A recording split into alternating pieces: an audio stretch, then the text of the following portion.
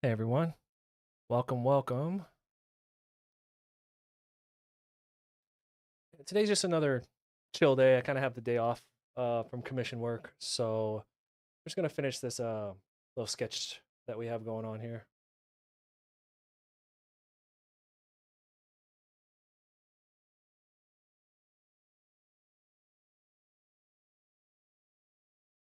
Um,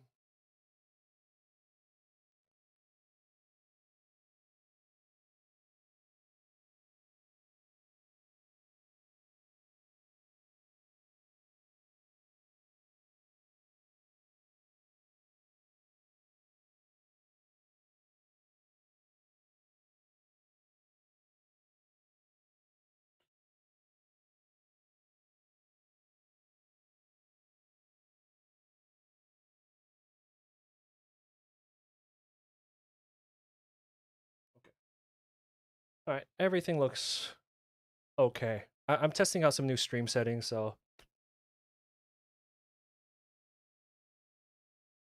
Rusty, what's going on? All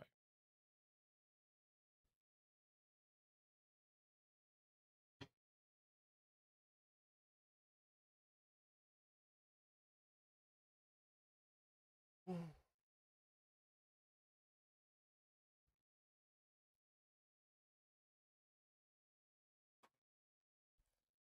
Hope everyone's having a good weekend.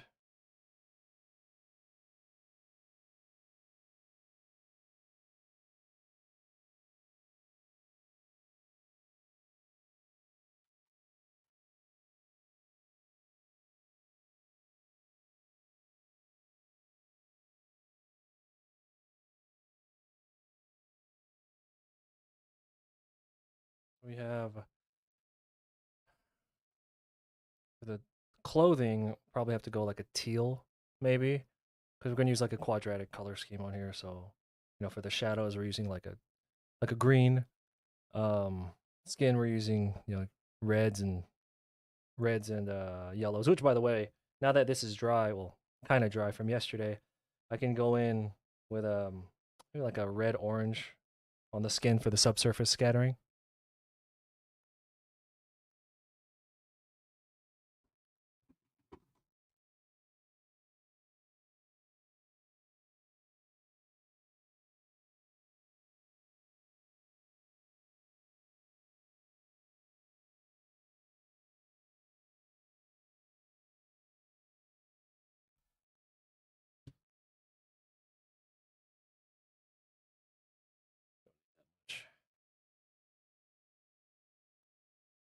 Uh, Mac is asking, are we using oil paints? Yeah, yeah.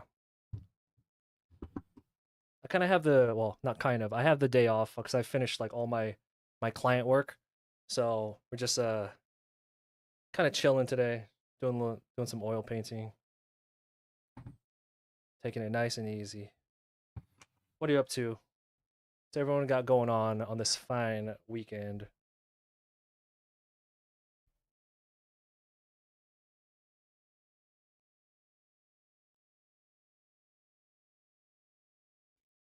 Jeez, I just came back from the gym. I'm like shaky right now. Jesus.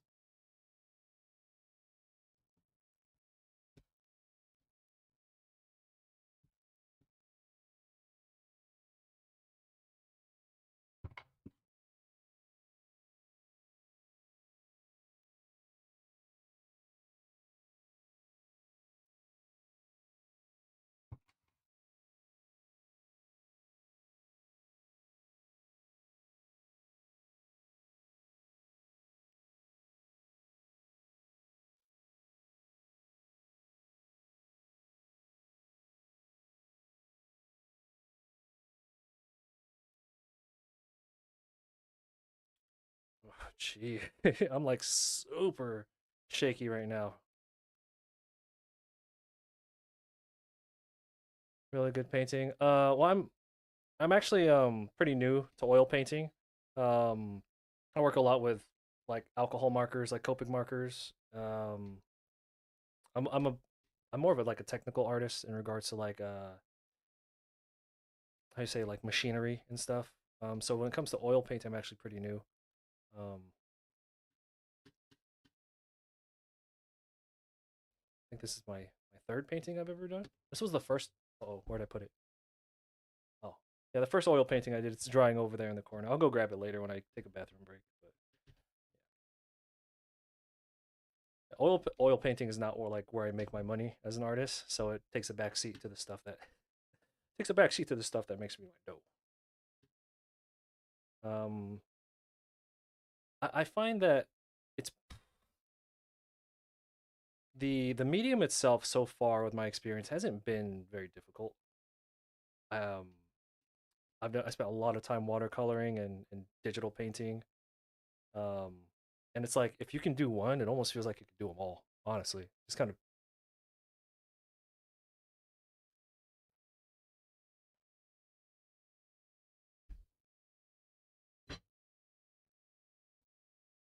let me go grab that other one since as an artist, I'm sure you'll appreciate this.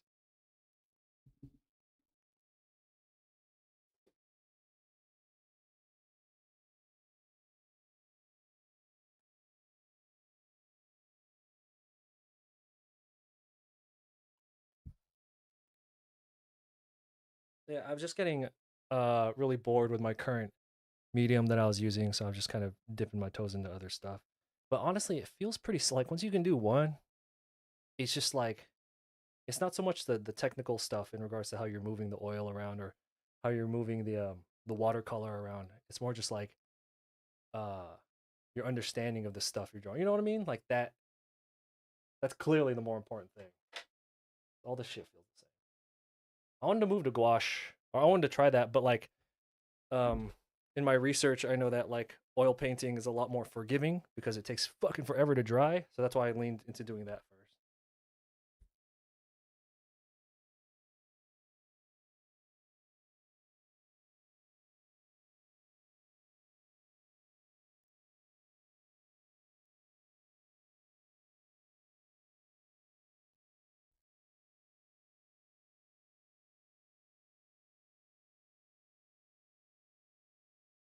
Yeah, but I'm primarily like black and white brush pen illustrator. So that the Super Annie, like the Kim Jong Gi style stuff, that's where I'm mostly proficient.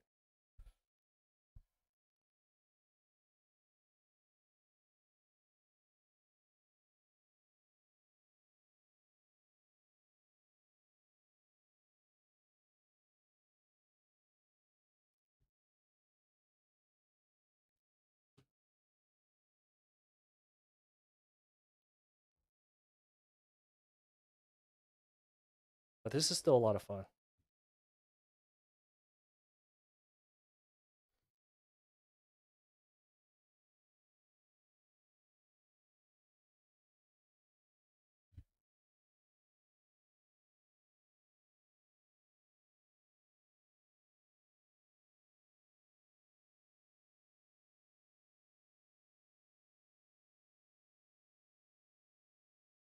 Do you share your artwork anywhere?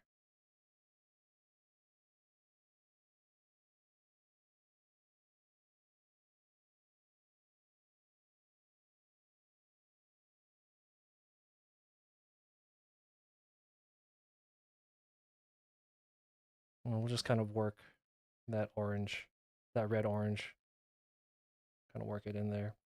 That's why I prefer that. I've noticed I prefer to get the subsurface scattering in like the practice pages that I have. I notice it kind of works better when the underlayer is a lot drier.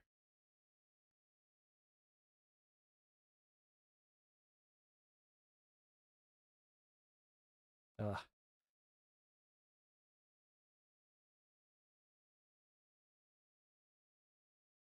yeah, I would say like 90% of my coloring is done with Copic markers because I do a lot of like comic book and anime conventions. Like that's where I started off. So most of my client like private client work that's like the look that they want. So a majority of my coloring is that. Plus, Copic sends me stuff for free, so I'm just like, hey man, if that's just you want to send me some free stuff, I'll use it.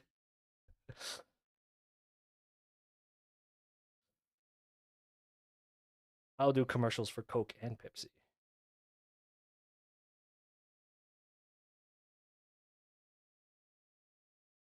Just kind of work. You know what? Now that I'm doing like physical physical painting, well, I've done a lot of watercolor in my time, but like this thicker uh stuff, I've realized not Clip Studio Paint, but what is it? Paint Tool Sai. Boy, Paint Tool Sai is like right on the money when it comes to the way um moving paint and blending it feels. Because I've done a lot of digital like hyper realistic work. And damn, like this feels exactly like the way paint I was gonna say Clip Studio Paint. Paint Tool Sai behaves when you're pushing the paint on there. It's like amazing how close this is to that.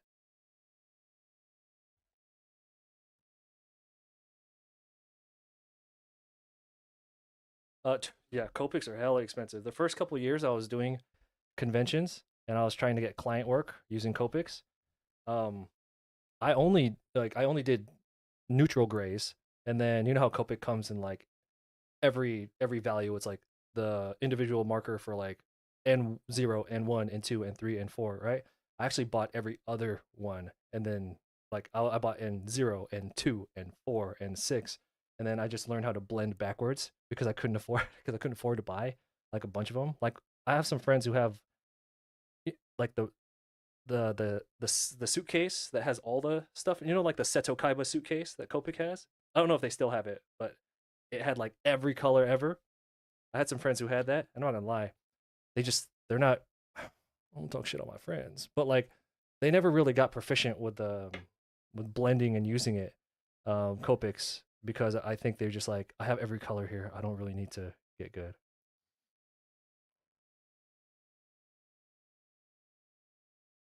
Yeah, and then eventually, as the years went on, I started collecting and using like warm tone grays in combo with cool tones, gray Copic markers, and then once I started buying colors and using colors with Copic, I just realized I was like combining the warm, neutral, and cool gray tones to do commissions as opposed to doing like full colored. It just looks better because you have more control over the values when you're using the tone grays. So like a neutral gray, which is N2, is the exact same value as a cool gray, which is C2, and then the warm gray, which is W2. They're all the same value. So you put it together and you match the values, it looks better. So if you're shopping for Copic markers, you want to get into that. I don't think you don't need a lot of them. That's one thing I learned. Like, you don't fucking need all these colors. These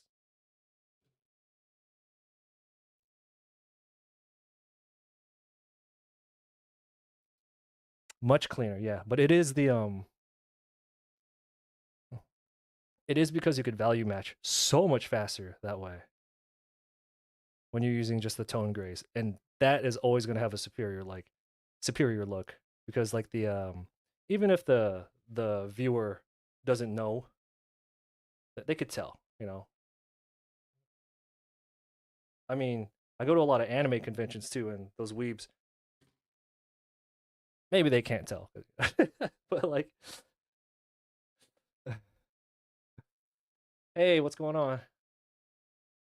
Oh, we're just having some fun.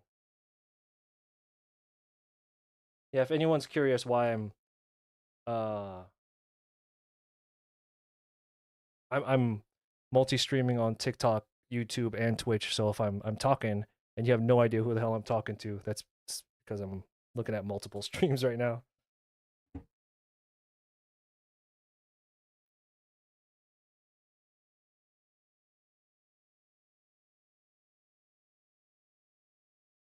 So what Mac, what would you say your favorite medium is? Not necessarily the one you feel like you're best at, even though that's probably the one you like the most. But like of all the things you've tried out, which you would you say is probably your favorite one?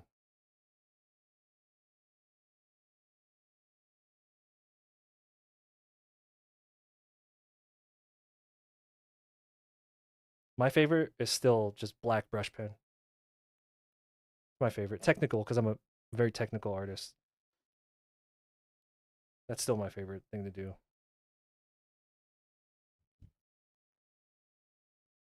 We could push the oranges here on the subsurface scattering just a little bit harder. Just a little bit more. Right here. Just this section right here.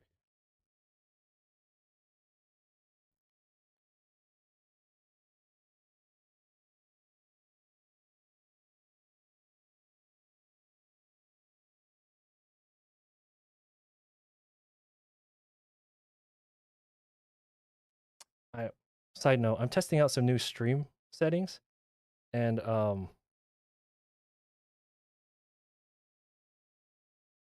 like I'm checking like the temperatures and all that on my computer.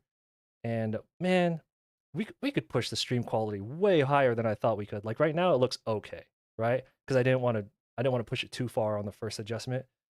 Dude, next stream I'm gonna roast my computer next stream. Like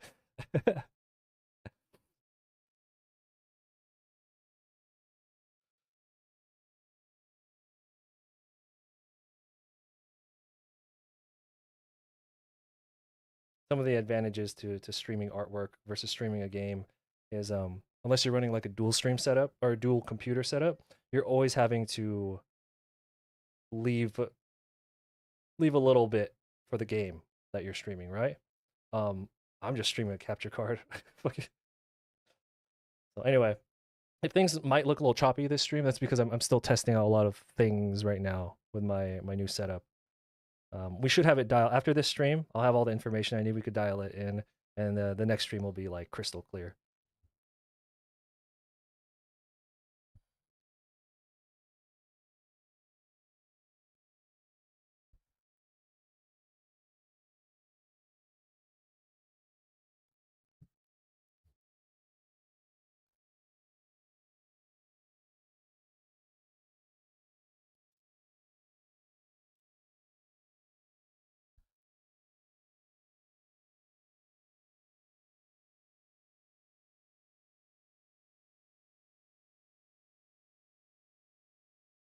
Acrylic. Yeah, after once I get kind of bored with this, because I will get bored with it, I'll switch over to something else. I'll try acrylic.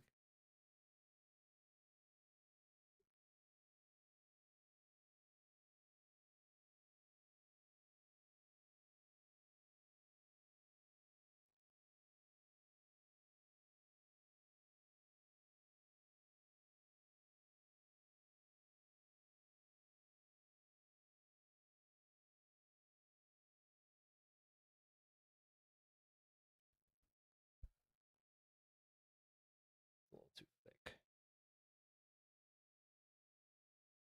There.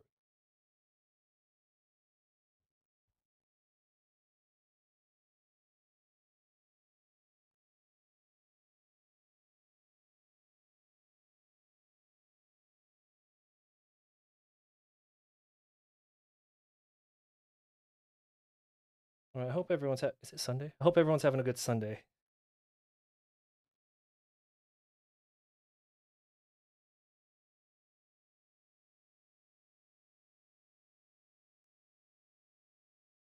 But Mac, yeah, it's good to meet another traditional artist.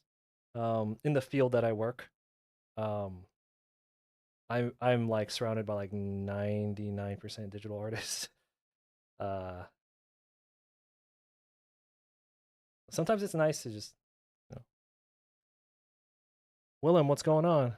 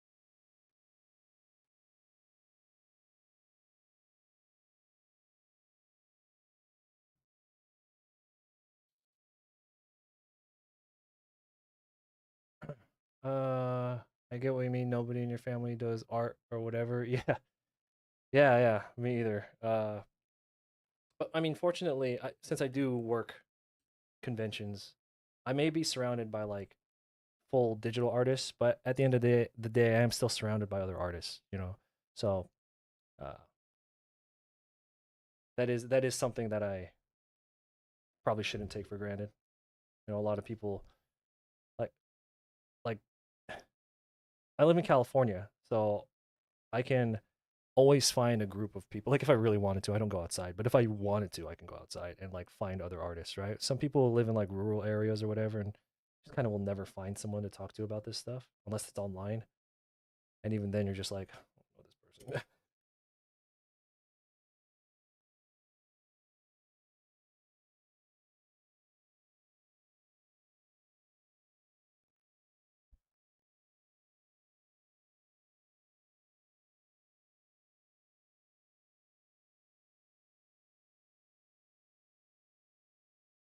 Just kind of work that in there.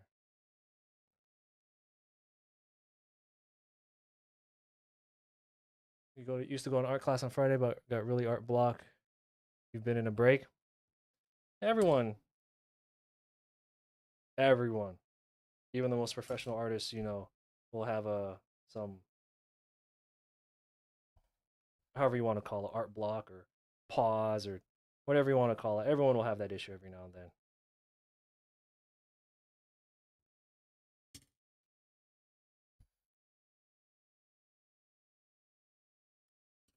Not me, because if I stop drawing, I go broke.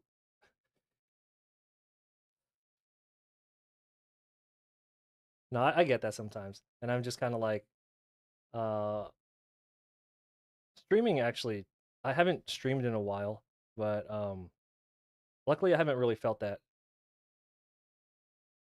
like art block in a long time, just because there's so many projects that I have on my mind. It keeps me busy. And then I always have client work, so I never stop drawing these days. But there are times when, back in the past, like if I did stop drawing for whatever reason, like I caught up on everything and I'm not keeping busy, idle hands, devil's playground kind of thing. No good, no good. Do you get rusty? Hold on, Willem says just finished a 6 month drawing course, drawing fully classical. What medium were you using? Did you enjoy that?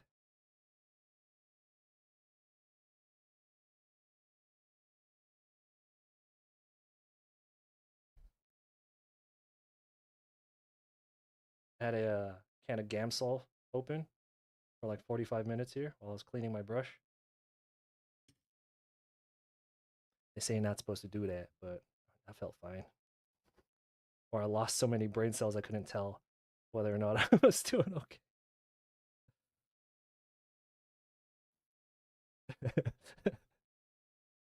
Graphite charcoal and pet. Nice, nice. Oh, you know what? I haven't touched graphite in so long. I have a cheap little graphite kit, and I have some charcoal, and I have a little bit of everything here. Like I buy like the baby sets on Amazon. Like I don't even this. Well, I guess that goes back to like my experience with alcohol markers, where I'm just like, at the end of the day, I've spent a lot of money on the Copic markers, but ultimately I didn't really need that many of them because I have a pretty decent stash, especially since Copic marker started sending me some stuff. I have a pretty good stash, but even now I kind of just rotate around the same like set of them for everything. And another reason why with I was gonna say with the Copic markers, the alcohol markers, but I guess this applies to anything. Using toned grays not only lets you control the values better, but I mean every color is like neutral, is either neutral, cool, or warm. So like if I draw Wolverine and I'm using a warm gray on the body and then a cool gray on like the shoulder pads, like the untrained eye, like you're talking about like a client who doesn't know shit about art, they're gonna read it as yellow and blue, right? They're gonna fill it in themselves.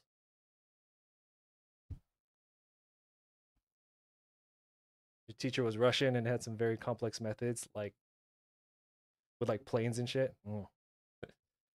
Oh, you mean like using planes of an object to dictate where you're gonna shade, kind of thing? All right, we are done with this orange, so we can wash this bitch off.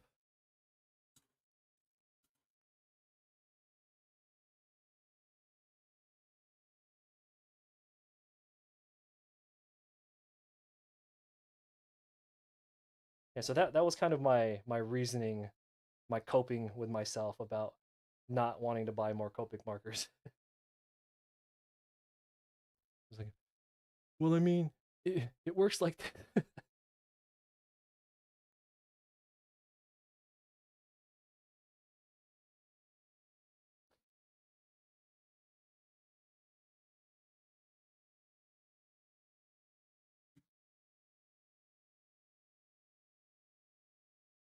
welcome everyone to the stream. If you're just joining, we're just kind of sketching and enjoying ourselves today. I've finished all my client work. I'm pretty caught up on everything. So I do have personal projects that I'm working on, but even then, I'm like really tired, and I just wanted to kind of take a day off and stream some kind of goof off here with you guys. So if you're here, I appreciate it. There's nothing serious going on this stream though.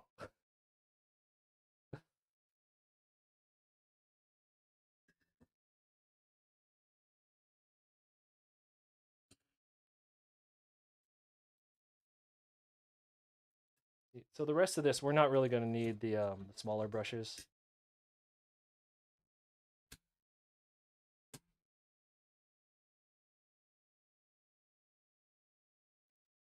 Okay, so if we're using like yellows and oranges on the skin, we're going like greens on the shadows. We can use like a blue or a teal because I want the background to be like a purple pink, right? We're gonna use something like that. So that kind of only leaves us with like a blue for the body, for the clothes, or we can go gray or like a blue toned like dark gray. We can do that. Uh, you're a pack rat when it comes to markers and stuff. I mean, the thing is, if you buy them, you don't want to throw them away, right? I'm like that, but there's definitely in my office here. There's definitely a separation between the things I use and the things I don't use.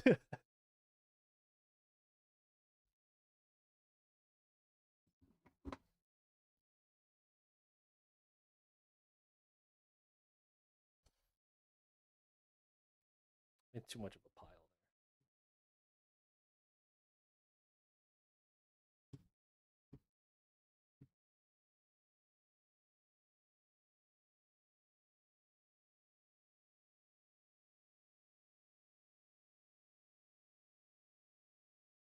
Okay, why my YouTube chat is not loading right now? So YouTube, excuse me if I did not catch your chats. Tiago, what's going on? I had to refresh it. It's fine now.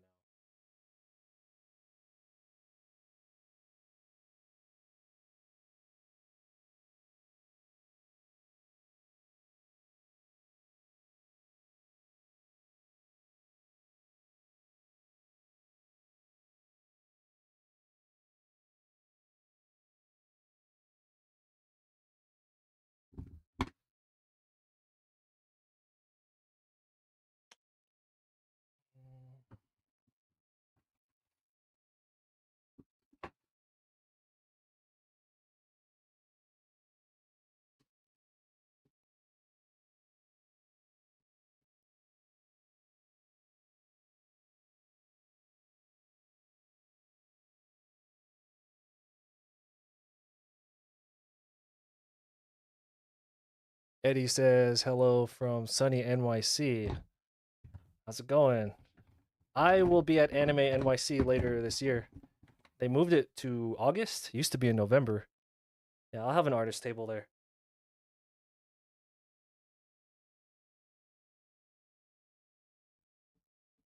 Anime NYC, one of my favorite shows.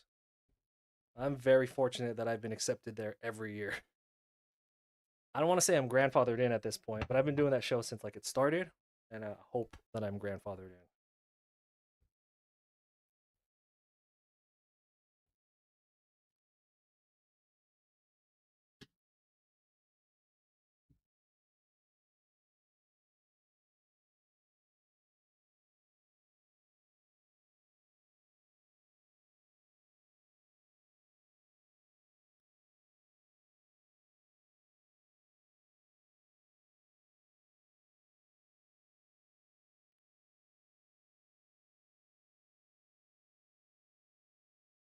It's just getting a lot closer to the color I want for the background, not for the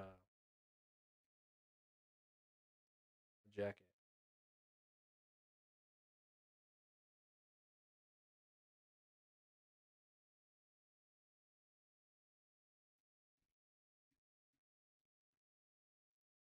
Is it just selling stuff?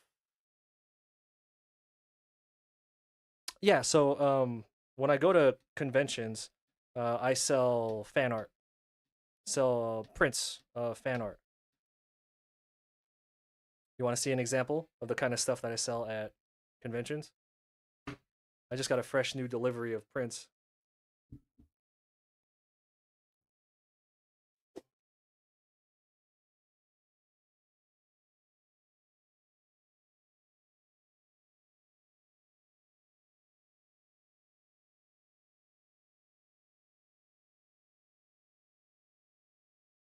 Uh, So here's very the stuff I sell at conventions is very different from the stuff that I do like for my personal work and for the stream. So I do fan art, but what I like to do is I like to pick a property that like I really enjoy. Usually, so that means an older property because I'm old. And then I'll go through the series and draw every character. So here's an example of like it's every Digimon character from season one. So that's an 11 by 17 print. And then I have this one, my Dragon Ball drawing. It took me over 1,000 hours to do this one drawing, but I have prints of it, and that's what I sell at cons. I have one for like Pokemon, Yu-Gi-Oh, Berserk. So yeah. So convention wise, this is the stuff that I sell when I go to those things. Yeah, so it's selling prints, and then I take commissions. It's just like quick single character commissions that I could finish in like 30 minutes, kind of thing.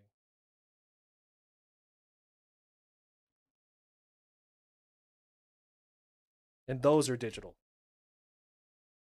When I draw those, I go when I draw those, I go digital. I got the big Cintiq over here. Like I hate how much I had to pay to get that Cintiq. Um, but man, when you're working on something for hundreds of hours, it I used to have the little 13-inch Cintiq, but man, when you're working on something for hundreds of hours, having that big screen helps a lot. Happen.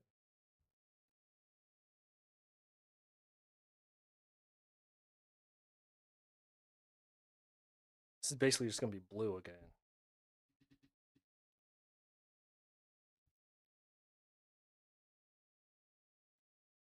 Oh, duh, because I wanted to go with like a teal color, and I was making violet. What am I doing? I need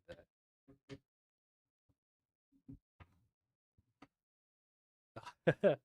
Actually, if you go to YouTube, if you go to YouTube and you type in drawing every Dragon Ball character, there will be like a 3 hour video that pops up. It's a 3 hour time lapse because I live stream when I do those projects. I take all the footage and I make a time lapse of it. So you could actually go watch it sped up by like 10,000%.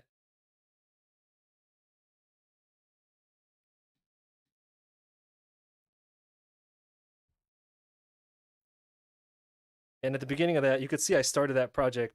I did that Dragon Ball project. I did it on a 13-inch tablet. It's horrible. I just the whole time. And I got like fat sausage fingers. And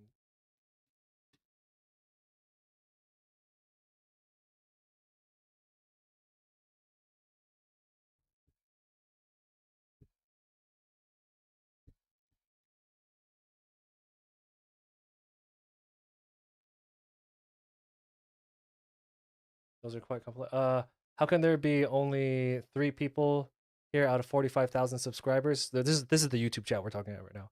You don't understand YouTube's algorithms at all? I do. I the stuff, you know how it is. This, you know, the stuff that I make, it's not really the stuff that makes YouTube money. It's not really the high energy, you know, when people make videos and they're talking, they'll have like the words popping up on screen. You know what I mean? Like that's just what people want. And the stuff, the content as they call it, that I make, it's not really that. So yeah, my stuff, I gain subscribers just because I have some cool videos on my backlog. But ultimately it's just kind of like, you know, but you're here, so I appreciate it. I ain't tripping.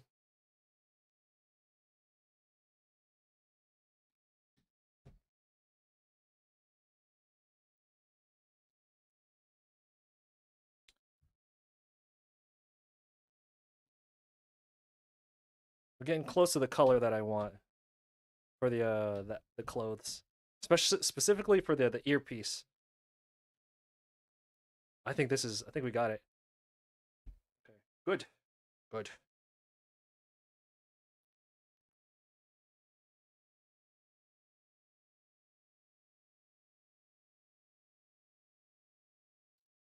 Your video keeps freezing. Oh man. See, I'm testing. I'm Mac. Welcome back. I saw that. Sucks. Your video keeps freezing. That sucks. Yeah, I like I said, I'm testing out some new settings on my stream. So I don't know if that's on my end. Right now, it doesn't look like I'm dropping any frames. I look pretty good. Wow, I'm only at 17% CPU usage. Next stream, we're gonna push this. We're gonna push this bitch. Cause I got 16 threads to work with, so it's not like a huge amount. I swear to God, the next time I build a computer, I swear to God, I'm getting a Threadripper.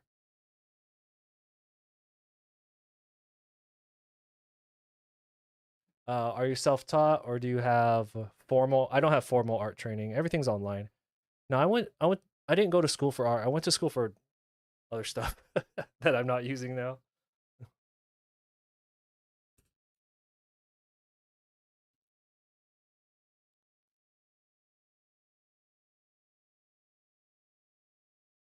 I would like everything I've learned. It's been through books and YouTube videos. I mean, I would like to have. You know what? Now I don't really care to, but there was a time where I was very much like I want formal training. Like I want to shadow someone. I want like a master to instruct me, right? But I had just paid off my student loans. I was like, fuck that. Like I'm good.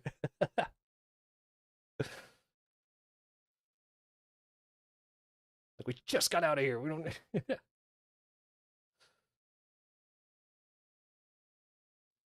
And it's another one of those things. And Willem in the Twitch chat, we were just talking about they just finished their formal training, and I think there's a bit of a risk when it comes to formal training sometimes because it's just like the training that you get will actually only be as good as like the instructor that you get, and you could have an instructor who really cares but maybe isn't that good, you know. Or you could have an instructor who's really good who doesn't give a shit, who's just phoning it in. You know what I mean?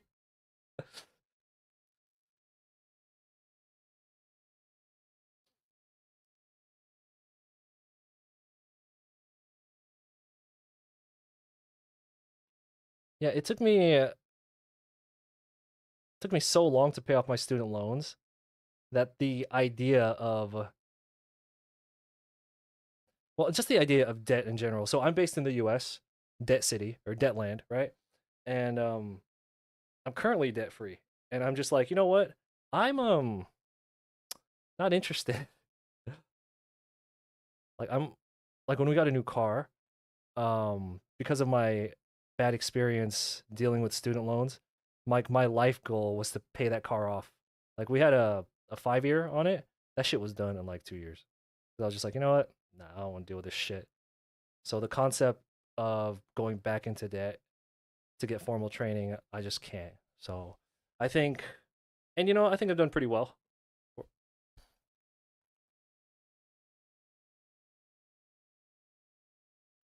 But if there was like some master artist who was like dying, and he was like, I, I'm gonna, I'm putting out like 5 golden tickets and some chocolate bars. You know what I mean? It's just like, I would, yeah. Chappie, what's going on?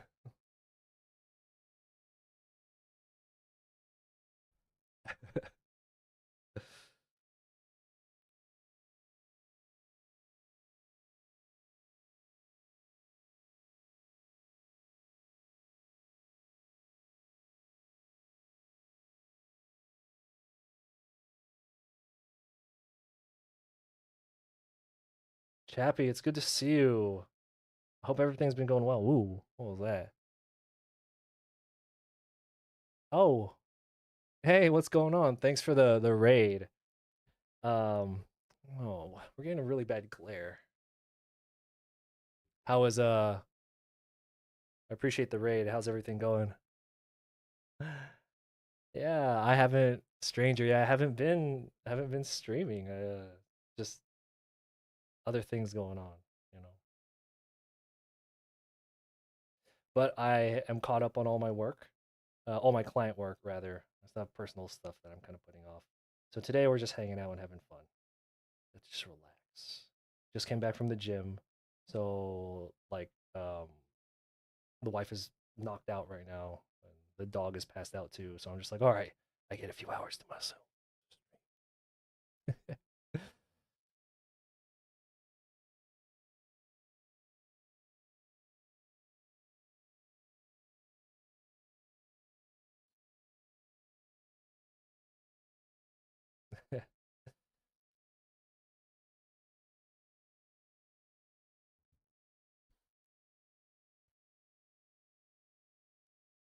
So this strap here, I'm gonna have this blue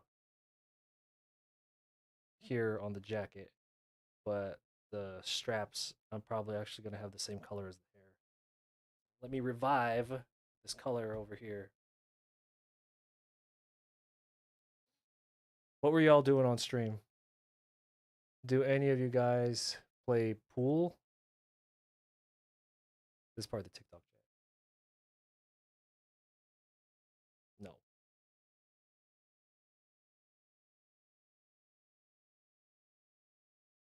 Yo, what's going on?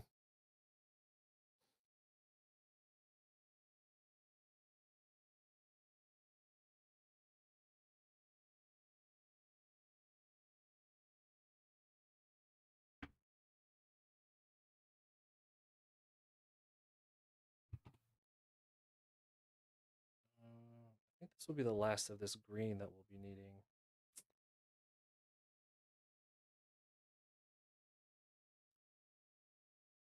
Because, damn it, I think it should be more of like a violet when we shade.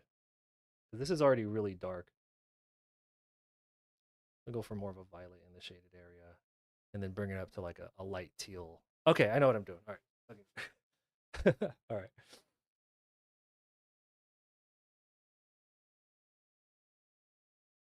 EXO, what's going on?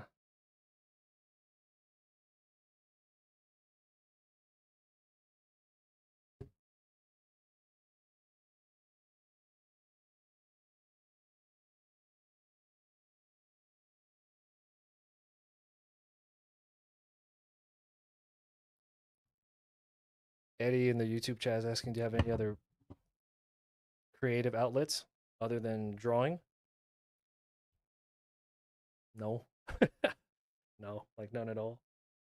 But the thing is that there's so many projects I have that revolve around painting and or drawing and painting that like I don't feel the need to have other stuff going on.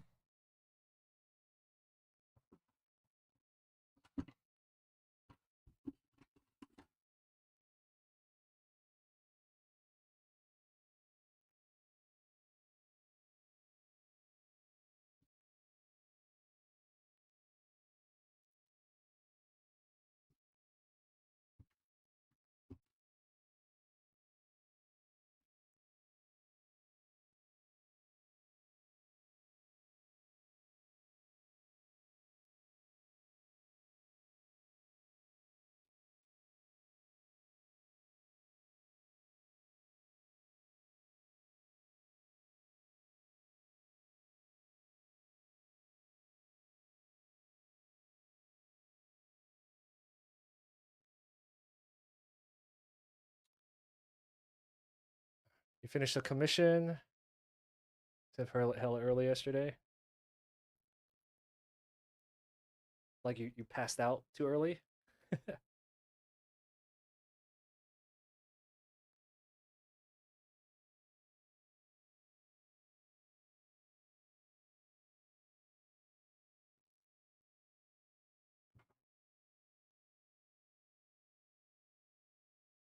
All right, have a great weekend.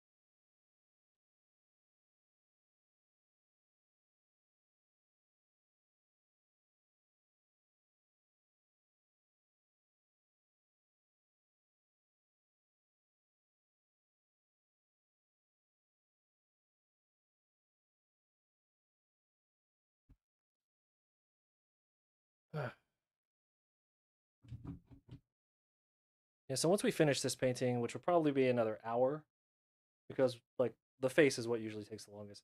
Once we finish this, we're gonna go ahead and grab a blank sheet of paper, and we're gonna go ahead and do some technical work back with the brush pens.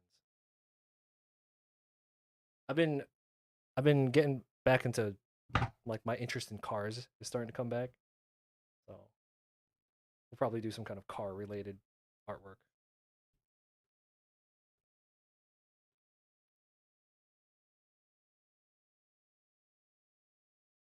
So Exo, are you accepting small client work? Are you just kind of taking everything? Like, I'll take everything right now.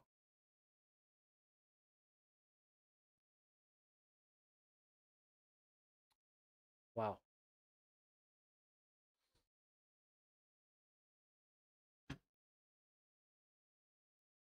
Definitely gonna have to learn how to like pin everything down here. Keep my fucking workspace clean.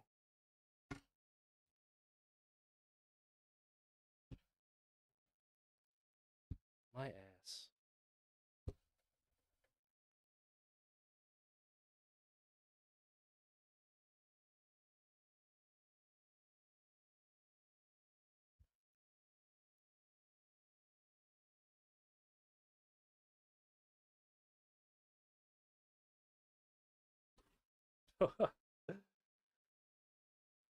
You see, they're giving me too much money. That's hella good though, dude. See what I mean? Like once you once you get to the point where you're so backed up. You know how there's some artists who are like, I'm 8 months backed up. That's it. Then you don't gotta clock into work anymore.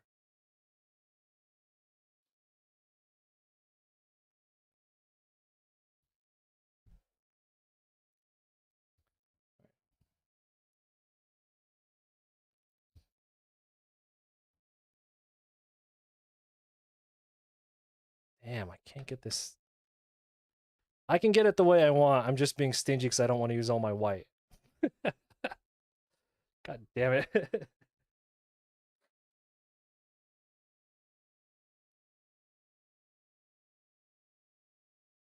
Like I'm eyeballing it right now. I'm eyeballing it right now, and I could already tell what I need to do to get it how I want it. But I don't want to use all my white. So I figure hold on. There's gotta be another way to do this. Because I bought a little beginner pack, right? So I didn't have a lot of any one color.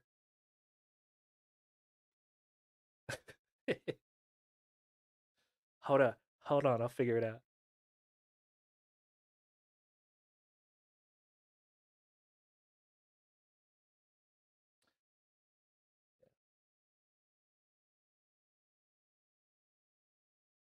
God damn it.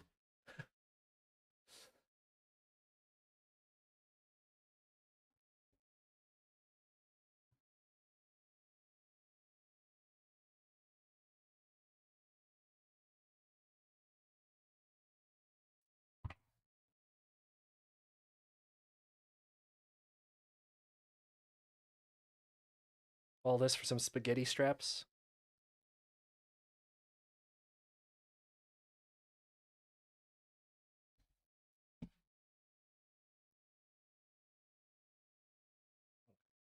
That's close enough.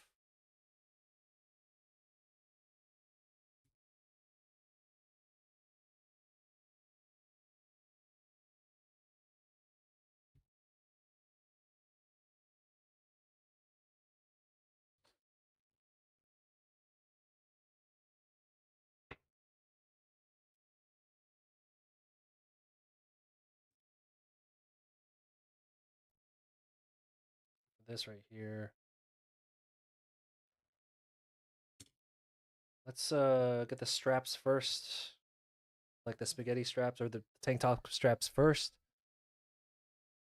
And yeah, we should do that first. Okay.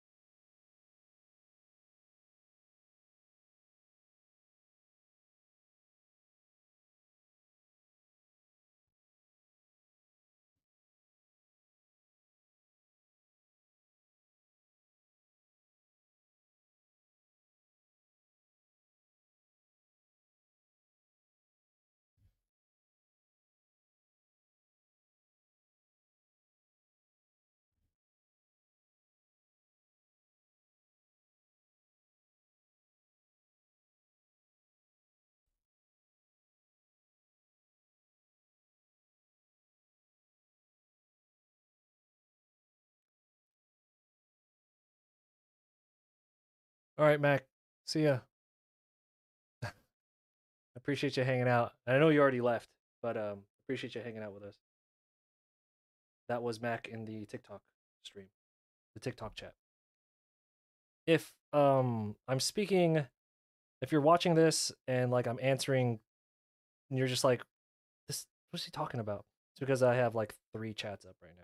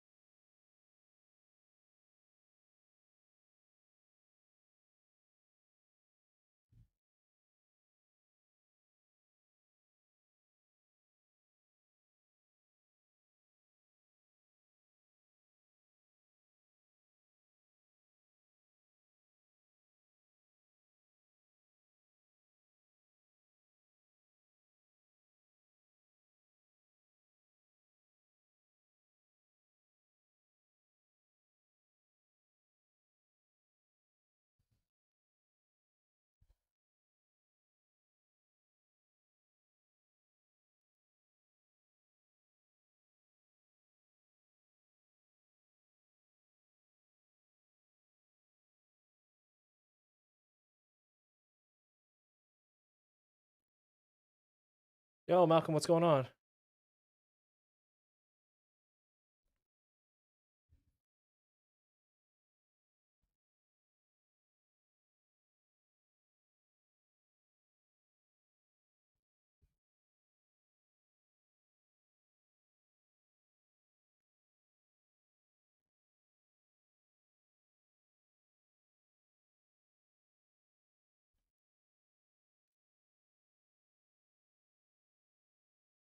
Oh, dude, put in some OT. That's good, man. I'm just saying, like, if you're already there, right? Like, you're already clocked in. I mean, shit.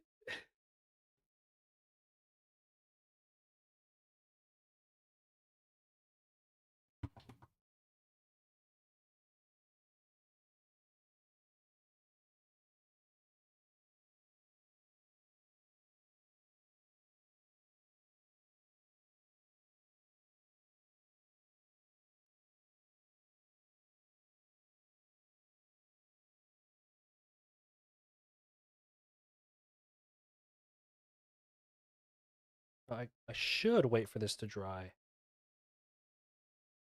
And that's exactly what we're gonna do. My bad. Hold on.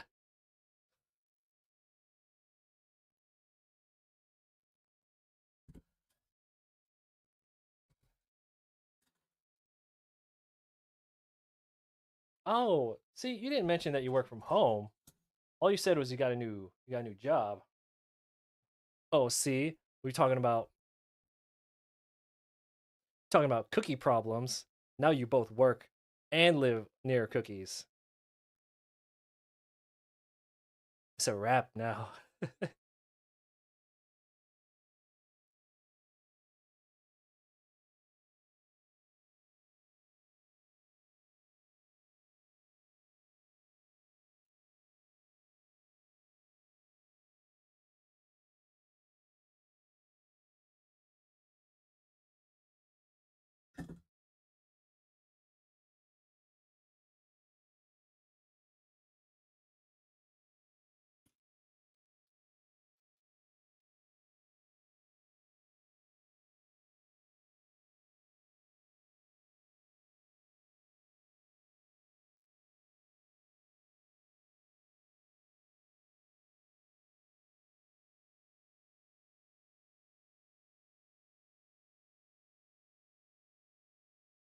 Is this a commission? No, I'm actually caught up on all my commission work, so I'm just kind of taking a day to goof off.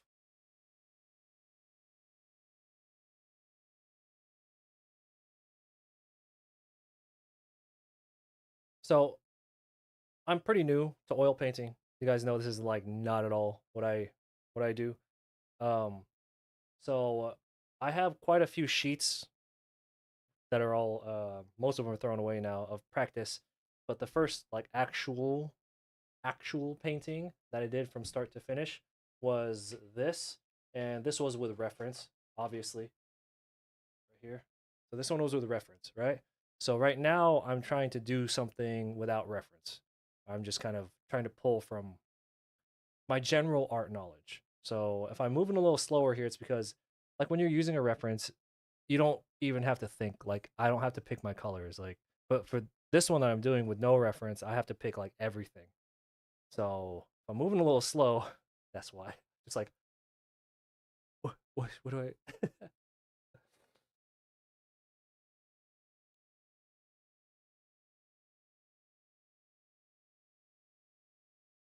So, question: how is the stream looking to everyone? Is it kind of blurry? Is it looking sharp? I am in the middle of messing around with some settings, and I I'm messing around with some settings, and I've shifted from using my GPU for streaming over to my CPU because my GPU is like whack, and I don't want to spend money on a new one. But it currently looks like the load on my CPU is actually looking pretty low. So um, I would like some feedback. Is it looking a little blurry to you guys? Because it's looking good. You're currently looking at usually it's through your TV. Okay.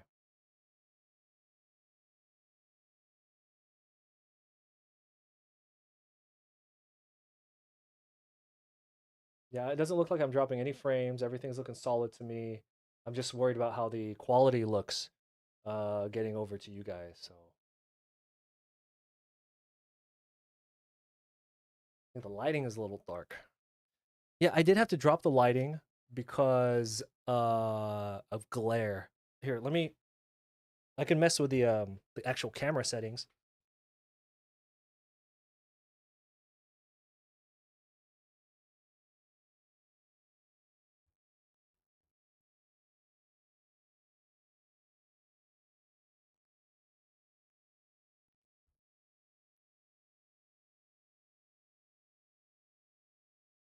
I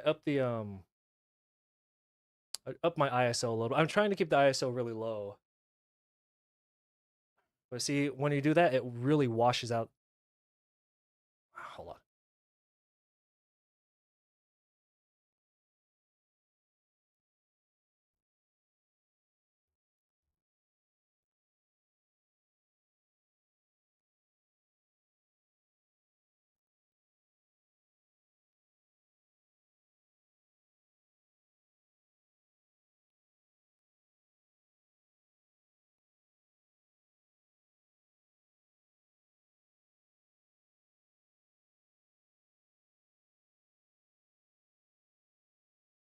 How about that one? And I just realized my monitor is at a curve. My monitor's at a curve, so actually it doesn't look exactly what I think it looks like. Perfect right there. What do we got?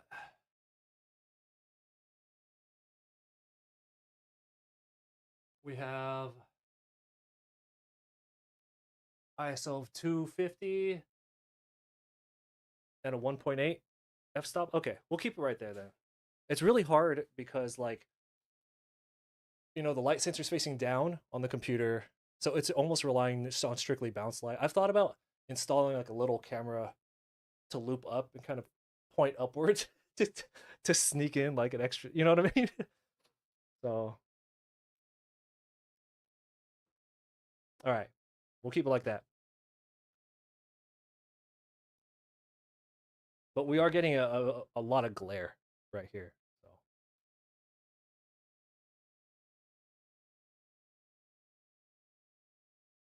anyway, thank you for the input.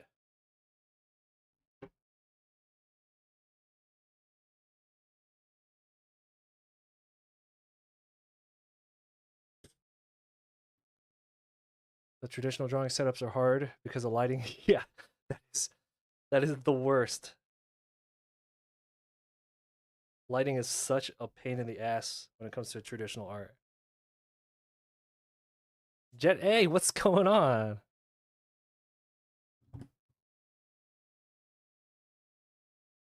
Versus like digital art, screen capture, whatever done, you know.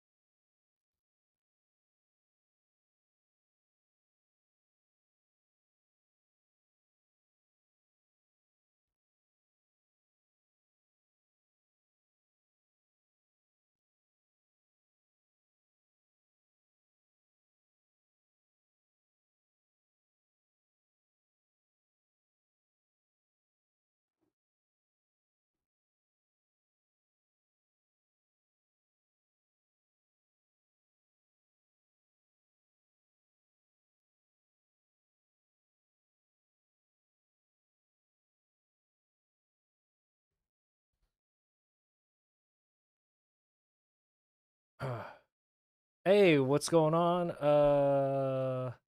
No, that's an old message. My bad. What medium is this? Oil paint. It's a cheap little oil paint pit I got on cheap kit that I got on Amazon. Highly recommended by Reddit.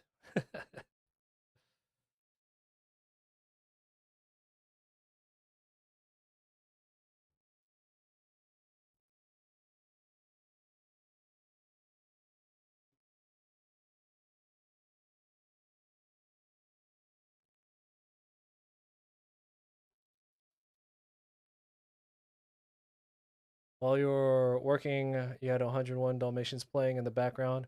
Forget how. Oh, dude, look at the artistry that's put into that.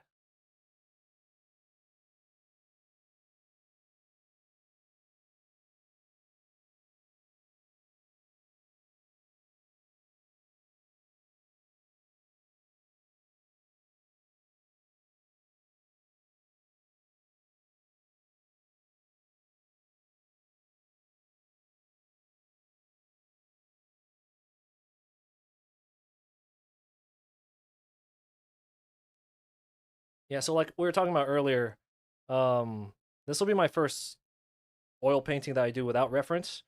So if I'm moving a little slow, it's because like my brain is like really working overtime. When you're doing like a master study and you have like a reference, like and you're doing a one for one reference, the colors are kind of picked out for you. It's just like, can you're just kind of like, that's obviously a gray and not, you know what I mean? Like you just need to be able to identify what you're seeing. But like I'm having to do that and also, you know what I mean? I have to like do everything. So my brain is just like, well, even now, like here, like you can see on the face, I'm applying my understanding of the way light works on skin, but I guarantee like if you took someone who was like a master, there would be blues and like there would be more like blues and like violets in there probably too. Well, I don't know because the shading is green. I'm sure that they would be doing something that I'm not thinking of, right? So that's what makes this hard. But that's how you learn. So, oh, dude, oil paint. Dude, this shit takes hella long to dry. I forgot his name, but I follow him on I actually follow a lot of oil painting artists on Instagram. I've followed them for like years. I've always had an interest in oil painting. Um this is one dude who's like, it took like 3 months for this thing to dry. He just had it on like an easel in the corner of his room facing the wall so that he doesn't actually touch it. He doesn't accidentally touch it. And he's like, it took like 3 months to dry. So that it means like God knows how many like layers he had on it. I don't know the details about this kind of stuff because I don't have the experience. But I was just like, Jesus Christ.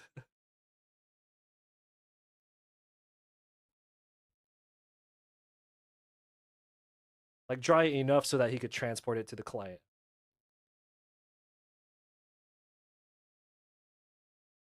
But yeah, they do have to dry for ages.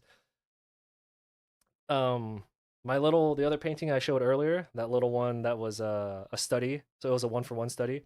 That thing's on like a 9 by 12. There's like 2 layers of oil on it. I did that shit like 4 days ago and it's still just sitting here. Like it's if I touch it, it'll still smudge my finger.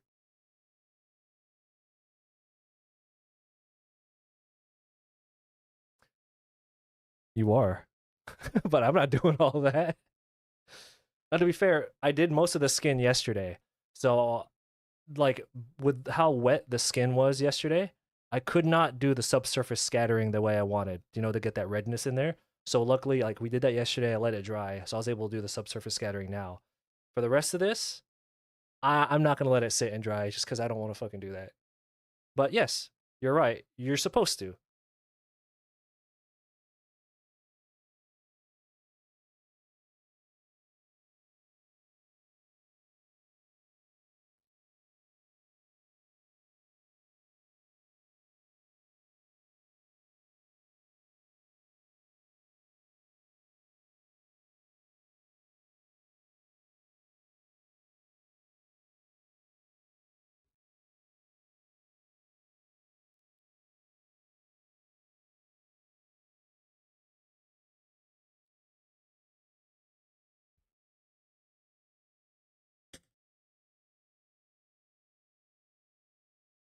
Guess you learn a lot that way. Yeah, I mean,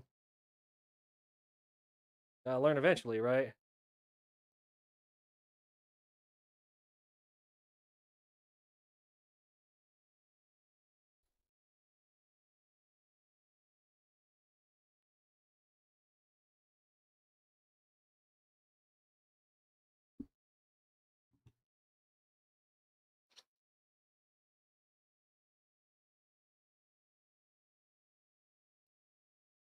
You're talking about when you're not using the reference and you have to come up with everything on your own? Yes. Especially with this because I mean, I'm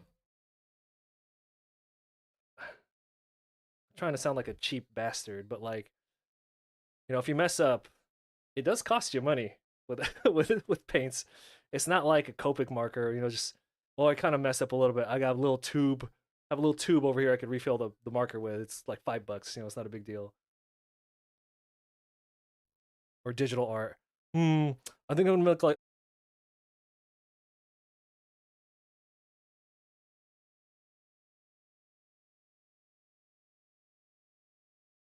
like a space train.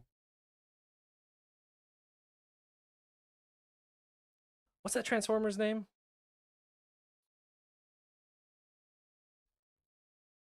Astro Train?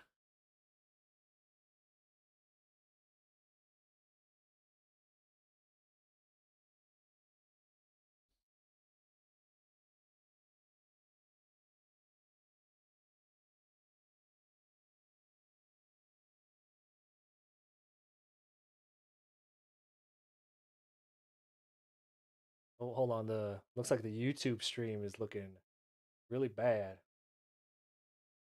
Oh, your stream cut out too? Okay. So, okay. Let me see what's going on. Like I said, I'm testing out some new stream settings. So, doesn't look like we're dropping any frames.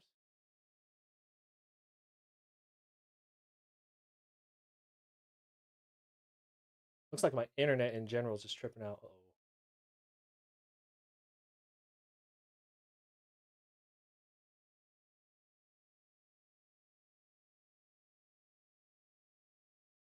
No, because I disconnected. Uh-oh. No, my internet. Okay. So the problem is my internet right now. It's not you. Because my entire internet just disconnected. Okay.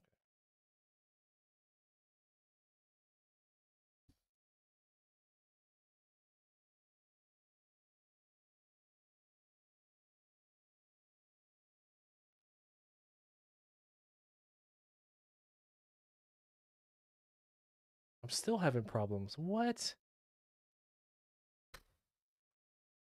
Weak. Well, we'll just keep going, and then if it happens again, we'll have to figure it out. Figure out my life from there.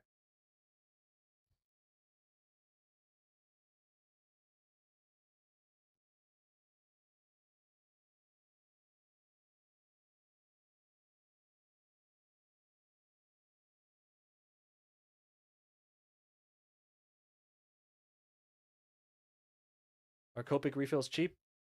Yeah. Well, okay. The thing that makes an individual refill is cheap. The problem is you need a refill for each marker.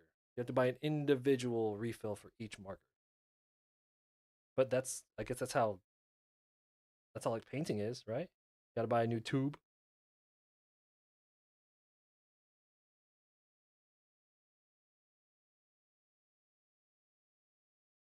You know what? I never even thought about that. Like everyone complains about like the cost of having to buy individual refills for Copics. I'm just like, but like every traditional medium's like that.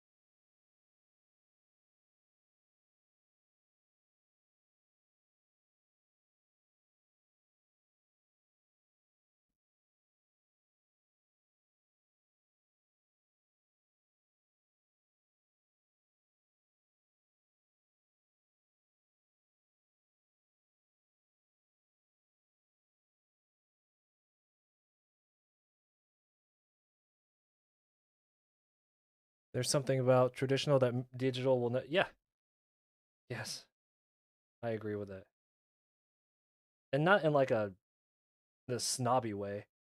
It was just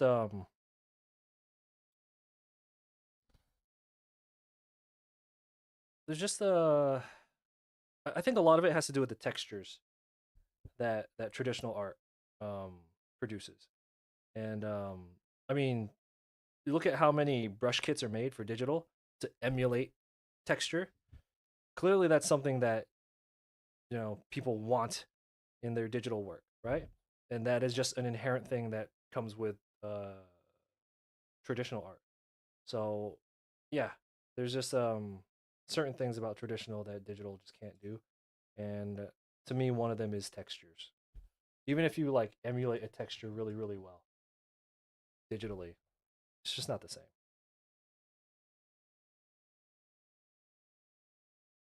And I had an interview with if you guys remember Tim from the chat. He's busy, he's off doing his own thing now, but I did an interview for his YouTube channel recently, and he asked me about AI, and my only opinion on that was like, um I feel like as a traditional artist, my stock has kind of gone up in regards to like, maybe not like industry work, because industry will always pick the bottom dollar. Like it's always the bottom line in regards to like how can they produce what they need to as quickly as possible. So um I'm talking more like just as an artist, or like to have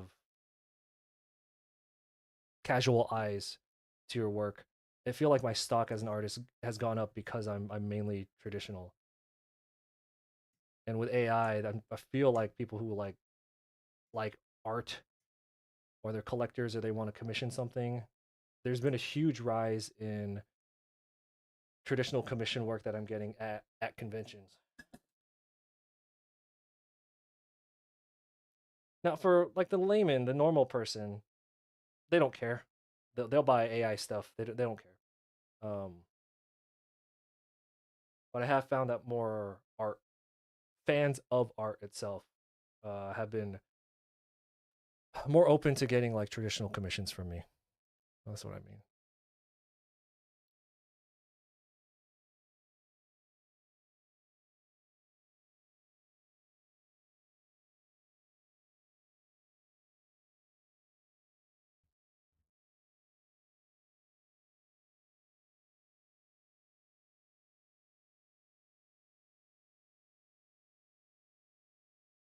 But we'll see how it goes. We'll see where it goes.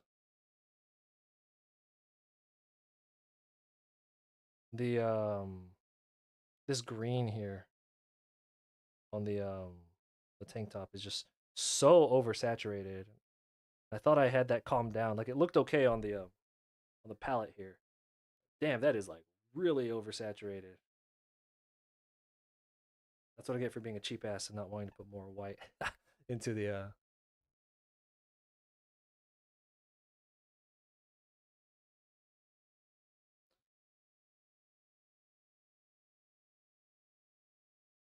um well, for companies, they're just like, look, we just need this thing. We just need this image on our product, and they don't care how it gets there. It's just like, what's the cheapest way to get it there? So, from that point of view, I get it. I don't like it, but I get it. Um,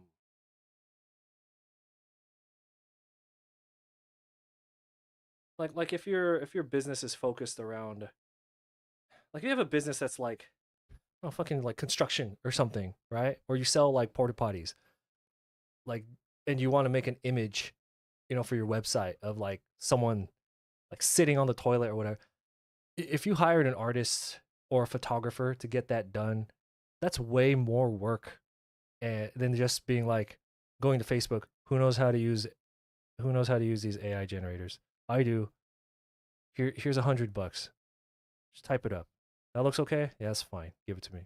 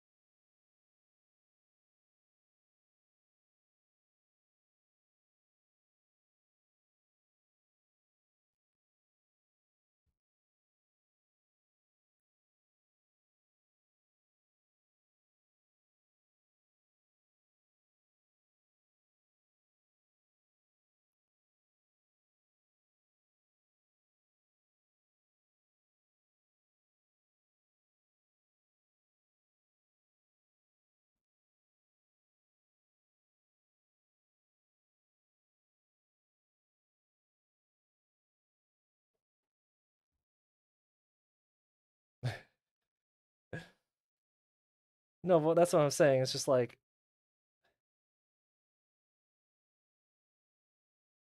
you could find some rando on the internet who will take a $100 job to generate something on AI, but like if you were to hire a photographer and then like if you had to hire somebody to be in the picture, you know, if we're talking about the porta potty company example, that's a lot of money, a lot of time, and you're just like, we don't have to do that.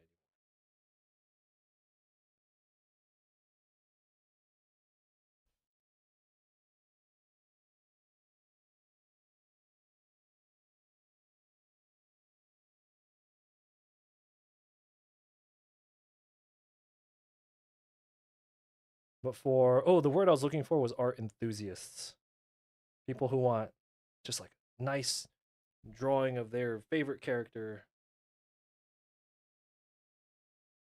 I want a human to make it.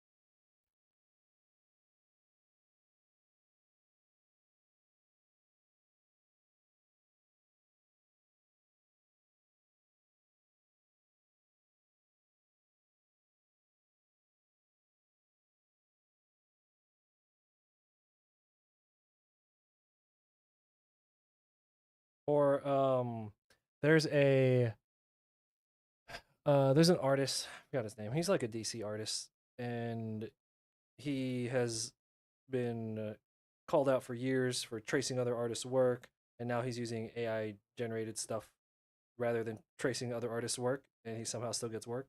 But anyway, the point is, if you go look at comments on like his posts, there are still people who are like, yeah, I mean, I guess he's stealing, but I like his work. I'm still going to continue to buy his covers.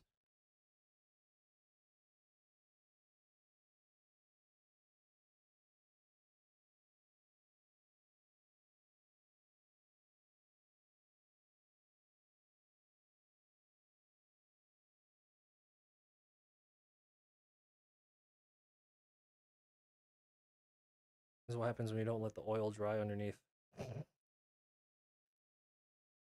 Just, just FYI, in case you're wondering what not to do when you're oil painting.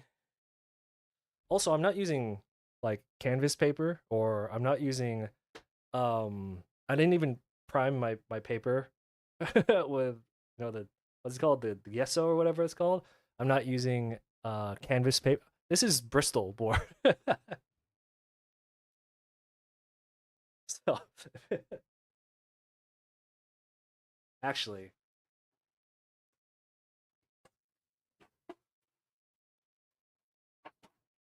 to save my desk,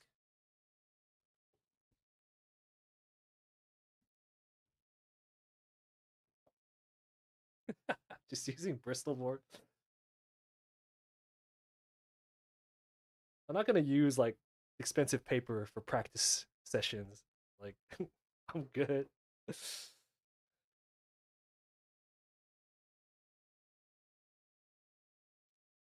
We'll start to really work this in. so it's not such a high like um contrast. It's not like a big cast shadow anime thing. We wanna work it in and get it to really like fade in.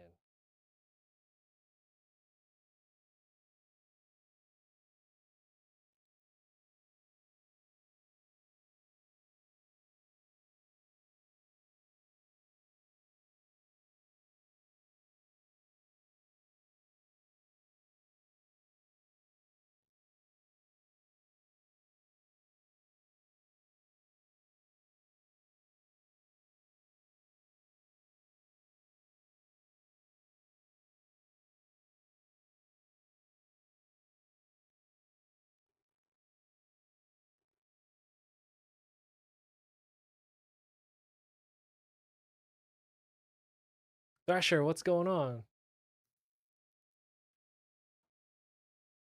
Exo was asking how that dude still gets work. Well, I just told you. If you read the comments, there are people who still buy his stuff. You make money. Think they're gonna fire you if you're still making money for them? You're still moving comics because people like your cover. And if there's, believe it or not, there are people who are not on social media. They just walk into the local comic book shop, and they're just like, "Hey, that cover's pretty sweet." Boom, just buy it. They don't know who it's from. They don't know the guy's history. All they know is, "Oh, that looks pretty cool." And if they're not online, if you weren't online, EXO, would you know the telltale signs of something that's AI generated? If you neither had the artist eye from all your training, and you weren't on social media for people to point out all the obvious things from AI, and then you weren't exposed, hyper exposed to a lot of different AI so that you could also kind of see the thing. If you didn't have all that, you just went to the comic book shop, you wouldn't know what the fuck that was. You'd be like, "Oh, that's pretty sweet."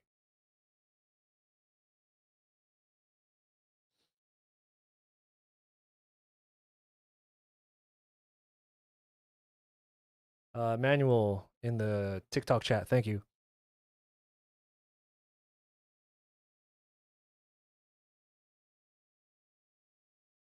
And getting back to the conversation we were having about like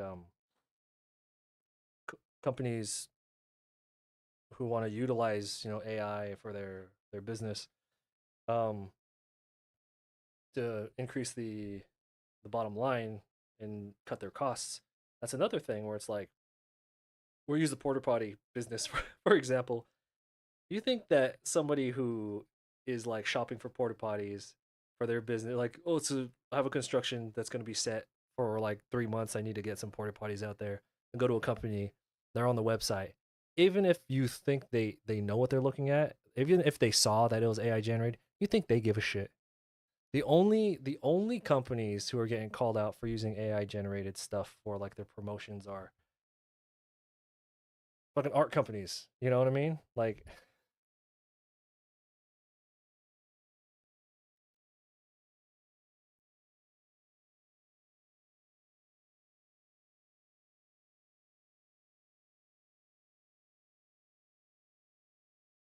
look at Illenium. You know Illenium? He makes kind of EDM, kind of. He's musician, and his latest like he released like a promotional poster for a concert he was doing, AI generated imagery, and people were getting on his ass. But I'm just like, he's been using AI stuff for like the past like 6 months, and you guys are barely catching on to it. You know what I mean? Like,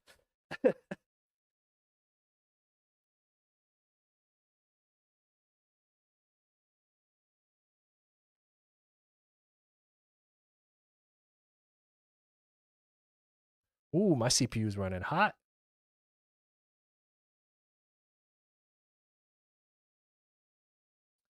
I swear to God, once this computer dies, I'm getting a Threadripper. That's like I, you know how I am. I will not throw assist. I won't throw something away if it's still working. Which is, I built this computer specifically to work in like Photoshop and stuff. But now that I've gotten older, or not older, I've got more mature, and I've learned more about computers. I swear to God, I fucking, I just cannot wait to build a new system. We gotta save for that house. So building a Threadripper system is like a month of mortgage payments.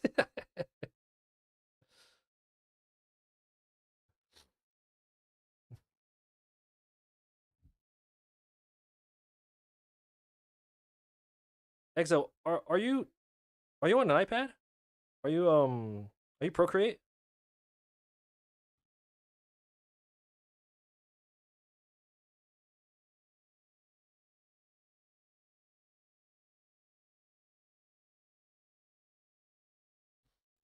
One thing I've noticed about oil painting, and if somebody knows why, can answer this for me.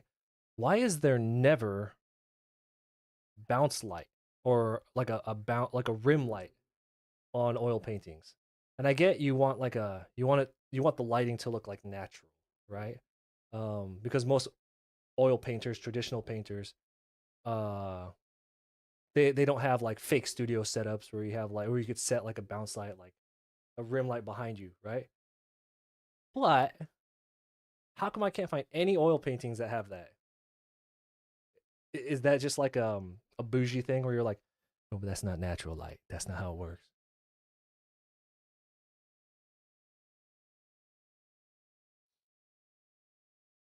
Paint tool Sai, what's up? Hey, dude, we were talking about this earlier. I think we were talking about it before you came in, Exo.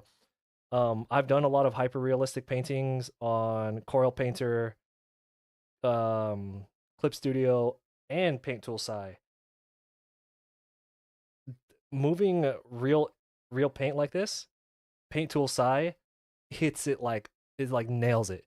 If you find time to study and do like hyper realistic painting in Paint Tool Sai, the way the paint moves in that program, and you've been hearing me say this for years, where I'm just like, Paint Tool Sai has the best blending of any program.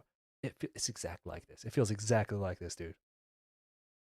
Yo, people sleep on Paint Tool Sai.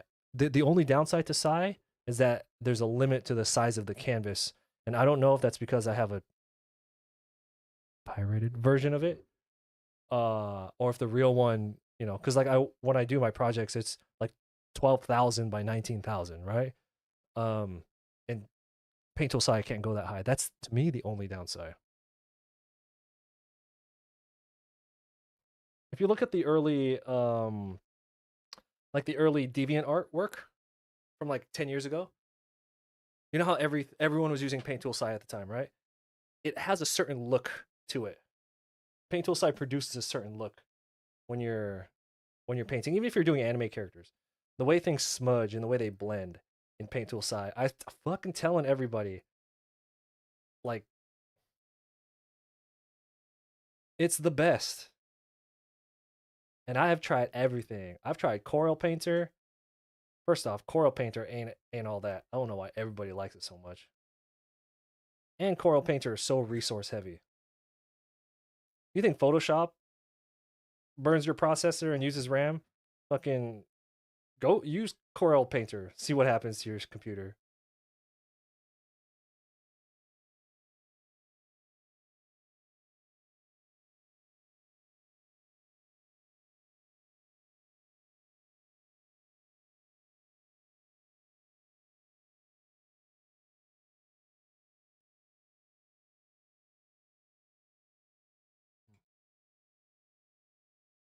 Hopefully this paint stripper doesn't leak onto my desk. Hold on. Hold on. Let me be more responsible right now. Hold on. Give me a second.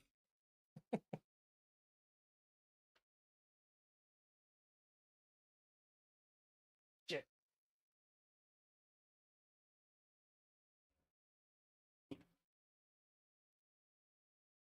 We're learning. We're learning.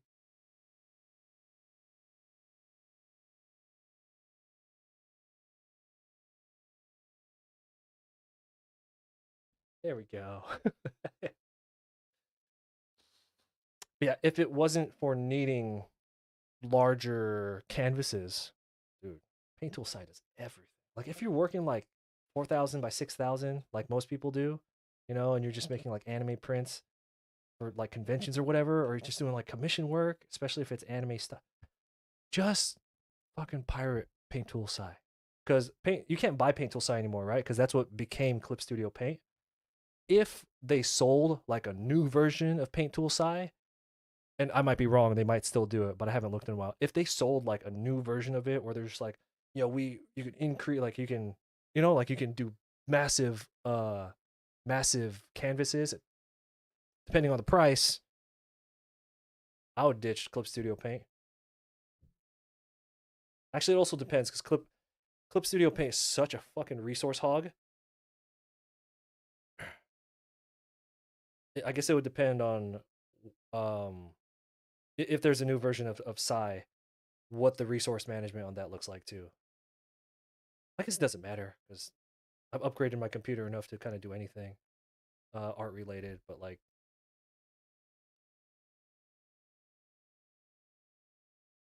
I still have that broke mentality because the files I was working with were so large back before I had money to like build a new computer or upgrade my computer.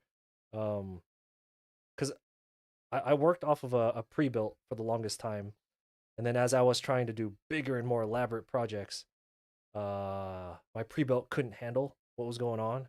So then I built my own computer, and then as time went on, the projects got bigger and bigger, and I had to upgrade it, and now it's like maxed out. But I still have that broke man mentality where I'm just like, nah, that's too resource heavy. I don't want to use it.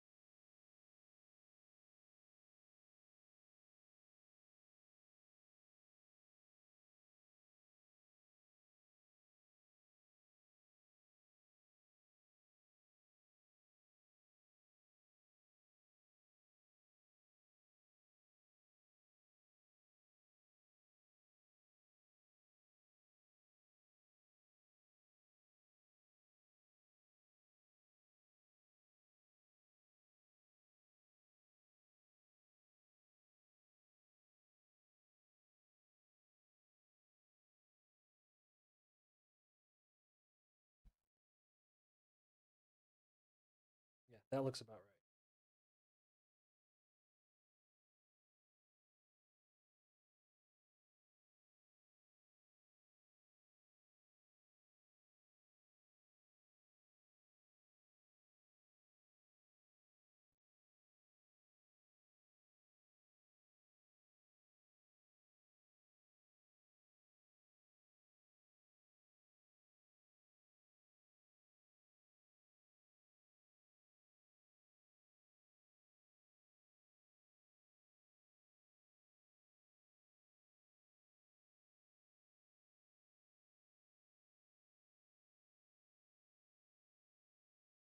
So one thing I've noticed about because I'm using a Bristol board, right? We're not actually using paint paper, right?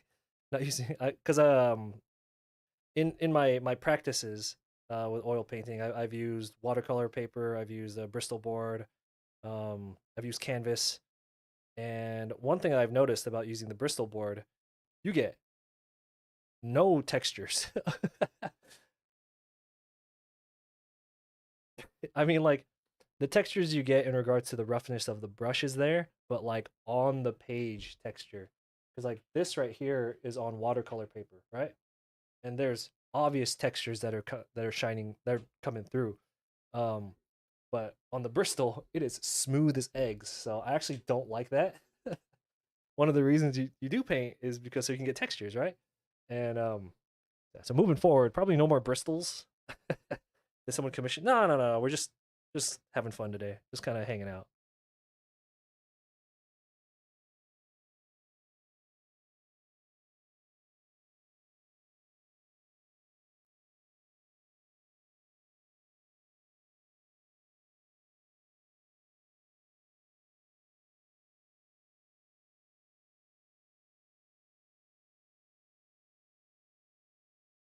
You know, we I don't like these hard cuts like right here to right there. So when it dries, I'm actually gonna go in and kind of blend it in, like work it in a little bit.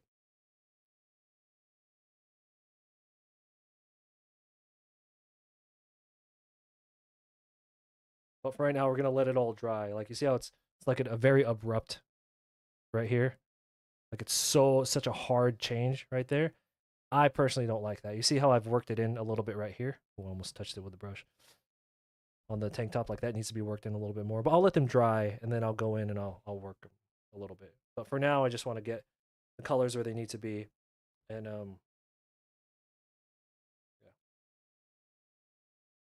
So we'll get the colors where they need to be, and then when they dries, go in with another layer. Maybe we'll get some more textures on the second layer.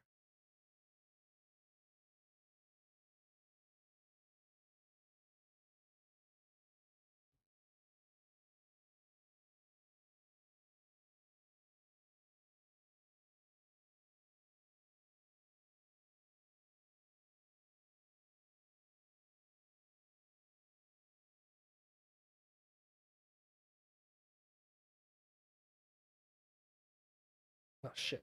I mean, totally meant to do that.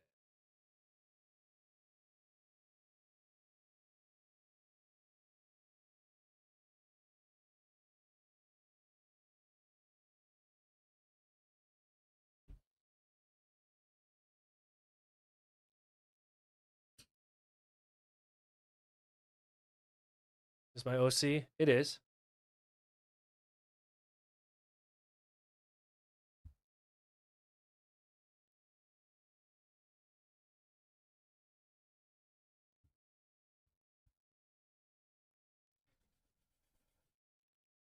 Hold on, my wife is texting me.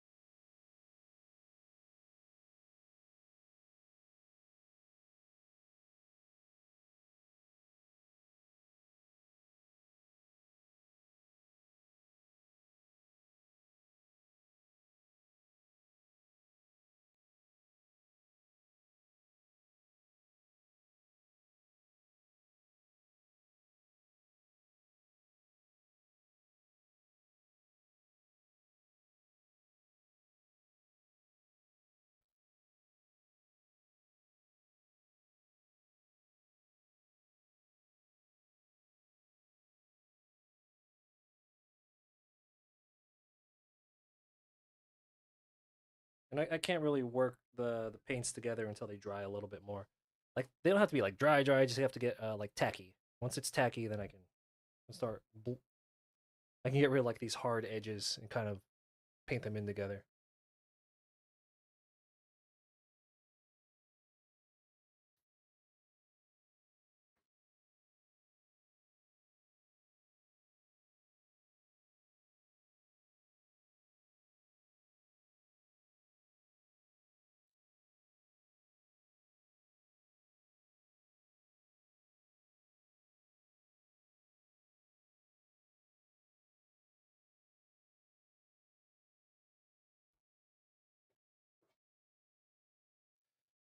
Trying to figure out what color the glove. I mean, based on everything, it's gonna be blue, right? It's gonna match the blue.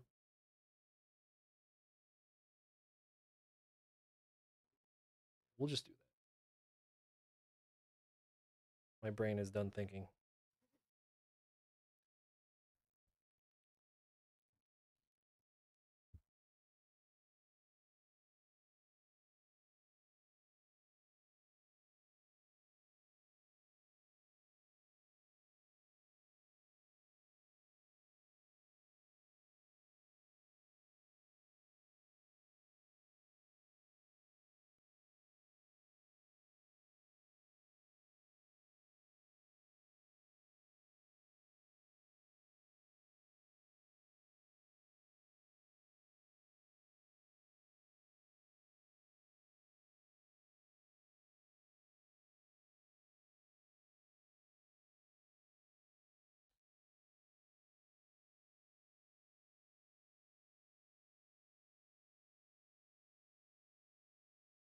Exo, what's up?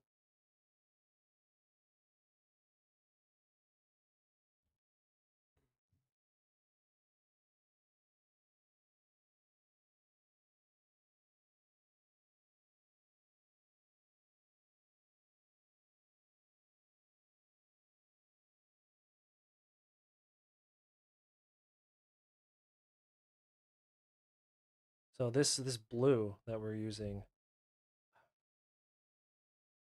it's this is probably the shadows because see how it's super dark. Like on the for some reason on the palette it didn't look this dark. Uh, so I will consider this the like the shadows, and then once it's dry and we start you know adding in the other parts of it, we'll be going up. We'll be moving into the lights.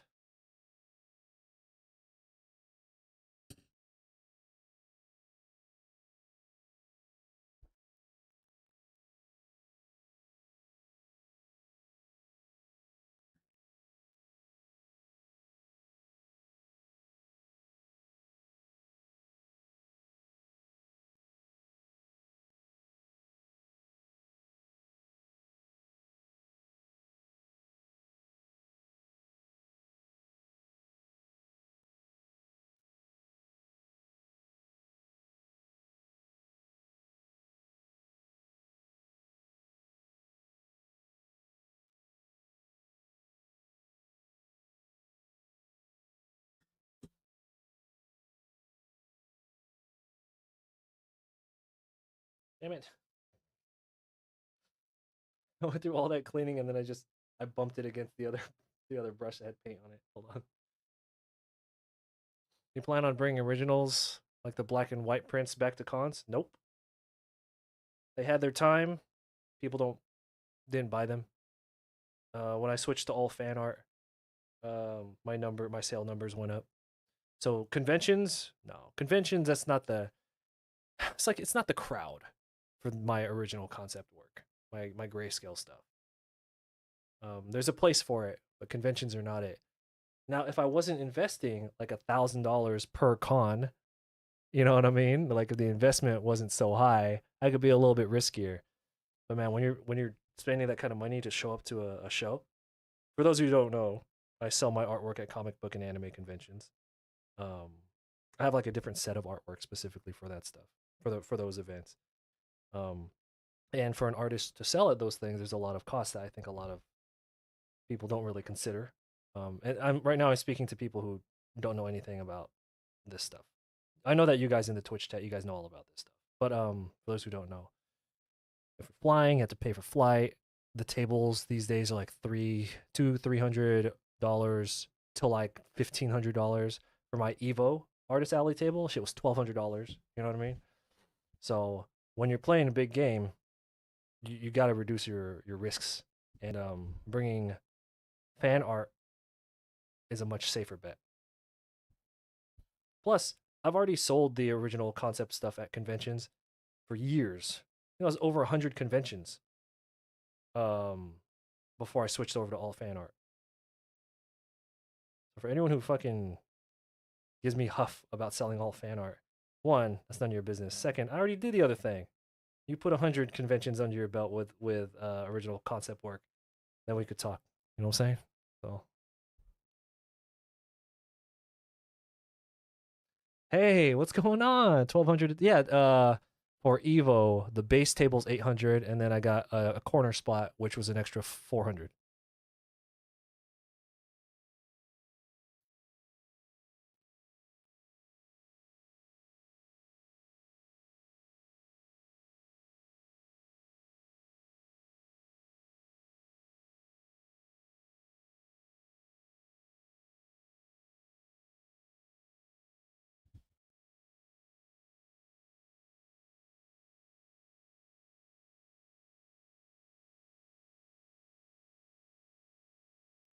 Yeah, but that show's hella good though. Oh my god, Evo traditionally has been 2 days for the marketplace, and then the last day was just like the finals for the tournament. This year, the Evo sale marketplace is 3 days.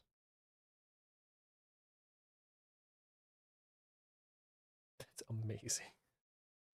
I don't know how I'm gonna survive because it's the show hours. You can sell the official show hours for the marketplace are they open at 8 a.m. So naturally, I'm gonna get there right when it opens, right? 8 a.m. officially till like 10:30 p.m. But with Evo, you could stay later because they have the tournaments going on. So they say you're more than welcome to stay the entire time, which means you usually be out of there at like 1 a.m. So you'd be pulling like 8 to 1, 8 a.m. to 1 a.m. sessions. And I was thinking to myself, I was just like, well, if they're expanding it, if they're expanding Evo to 3 days, they might limit the hours. Nope. They're just like, nah, just fucking, you could just stay the whole time. I could try to get my buddy to help me again, but he's got like a life now. He's like he's got like a girl and a dog, and like they just moved. They're still in California, but it's just like they just like moved. You know what I mean? He's got like his own thing going on. So I'm just like,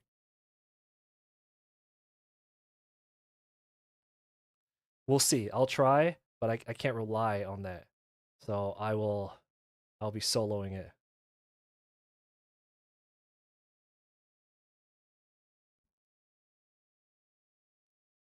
Shit.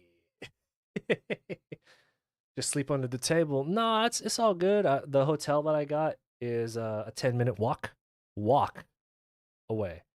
Uh, so I don't even have to pay for parking. I got that hotel room the like the moment they announced the dates and location. Well, actually, once they announced the dates for Evo, I had booked two hotel rooms, one at the near the Mandalay Bay Convention Center, which Evo traditionally is at, and then one at the new convention center wing because there's this part of me that was just like, I bet you they're going to use the new convention center wing. So I booked a room for both like the moment that they dropped the dates, and I just kind of held on to it. And then once they announced that it was at the new convention center wing, I was like, shit, that's a wrap. So I have that room for 4 nights. 4 nights. It wasn't even $300 because I booked it so far ahead in advance, and it's a 10-minute walk.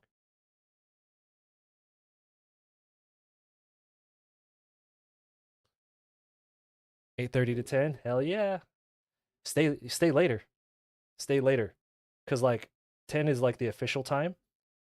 Oh, it's 8:30, right? I was thinking 8 to 10:30, but it's 8:30 to 10. Yeah, if you stay later, so the people who are watching the event on their way out, you'll make extra sales. Again, it depends on where your table is. If your table is in the main aisle, then like people who are leaving Evo will buy stuff from you, especially if like they scrubbed out, and they're not competing anymore. They're like, no, if I'm not competing, I'm not going to come on day 2 or day 3, right? On their way out, they might just grab something before they head home. So depending on where you're located, stay later.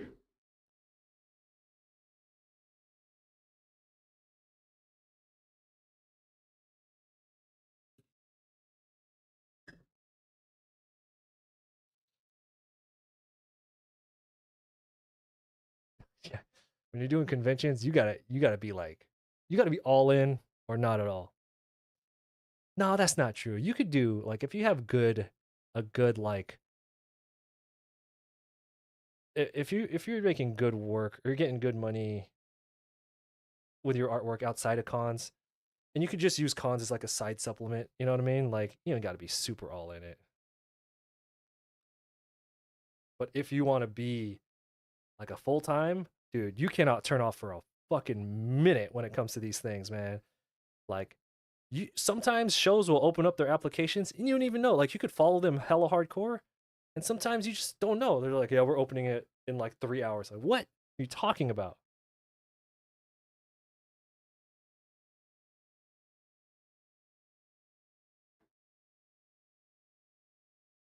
All right, so we're gonna let all this right here dry, and we're gonna hit the background. Um, yeah. So all of this stuff right here, like, see how there's such a like a like a hard edge on everything. We're gonna work all that out. Um, and this blue, I consider that like the darkest value of this. Like, obviously, this blue is a darker value than this green, which kind of sucks. But I think if we kind of blend it together and get rid of the harsh edges, it won't be so apparent. Um, it sucks because on the palette, the blue didn't look that dark, and that might be because I'm using a Bristol board and not like oil paint, or I'm not using like watercolor paper, which you could oil paint on, or a canvas. So maybe the colors are looking a little different when they apply to the Bristol board versus when they are on the canvas or when they're on the palette is what I'm thinking. Because you could see the oil seeping through the other side. That's why I put the cardboard underneath to protect my desk. All right. So we've been streaming for we've only been off for an hour. What the fuck? So anyway, I gotta go to the bathroom. Give me like a 5 minute break. I'll be right back. What is going on?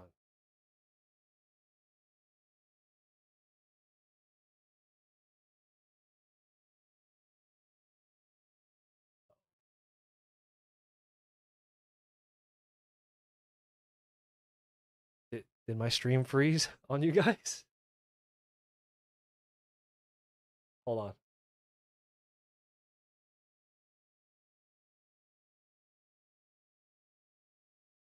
Did my stream freeze on you guys? Because my Streamlabs is hella jacked up right now.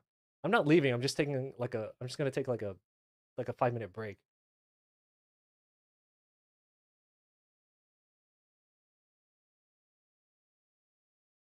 Oh my god. Okay.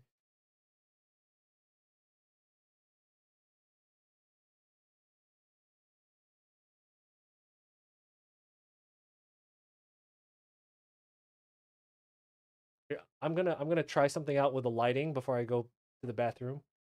Let me know how this looks. Right now we have the lighting at. I had it at 15%.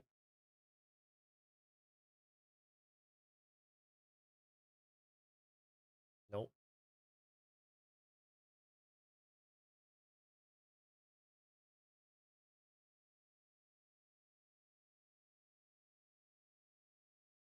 Damn it.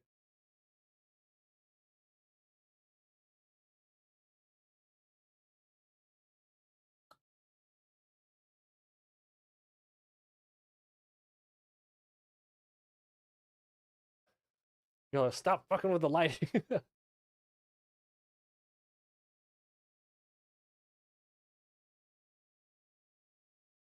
Whatever. We're just gonna leave it like that. We'll figure it out later.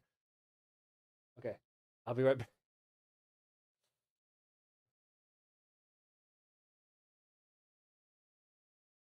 I'm trying to figure it out.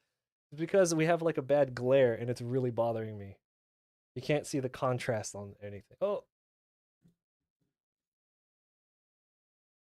anyway, we'll figure this out. Anyway, I gotta go pee. I'll be right back.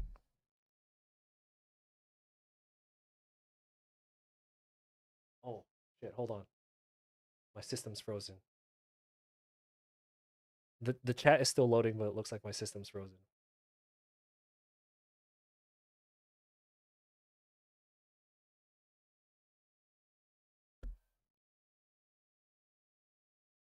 This sucks.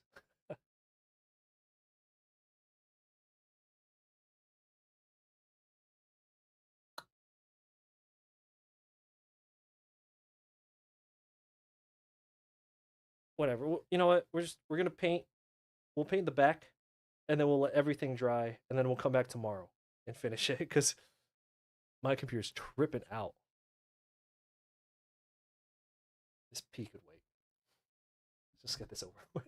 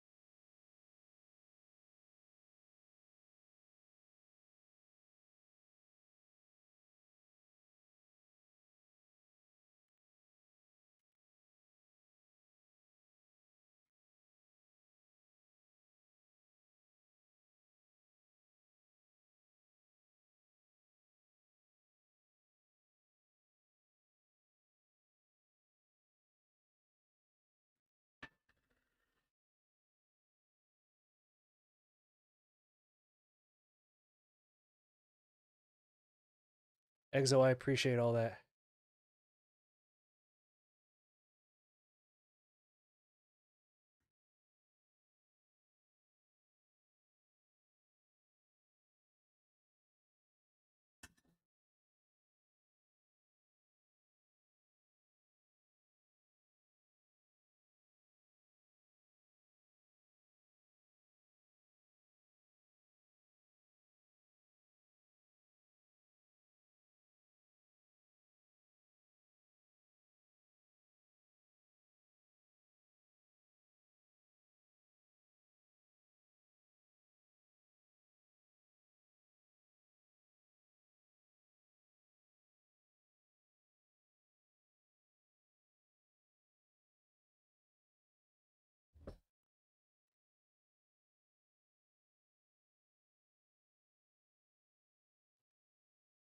I'm gonna do a gradient, I think, for the background.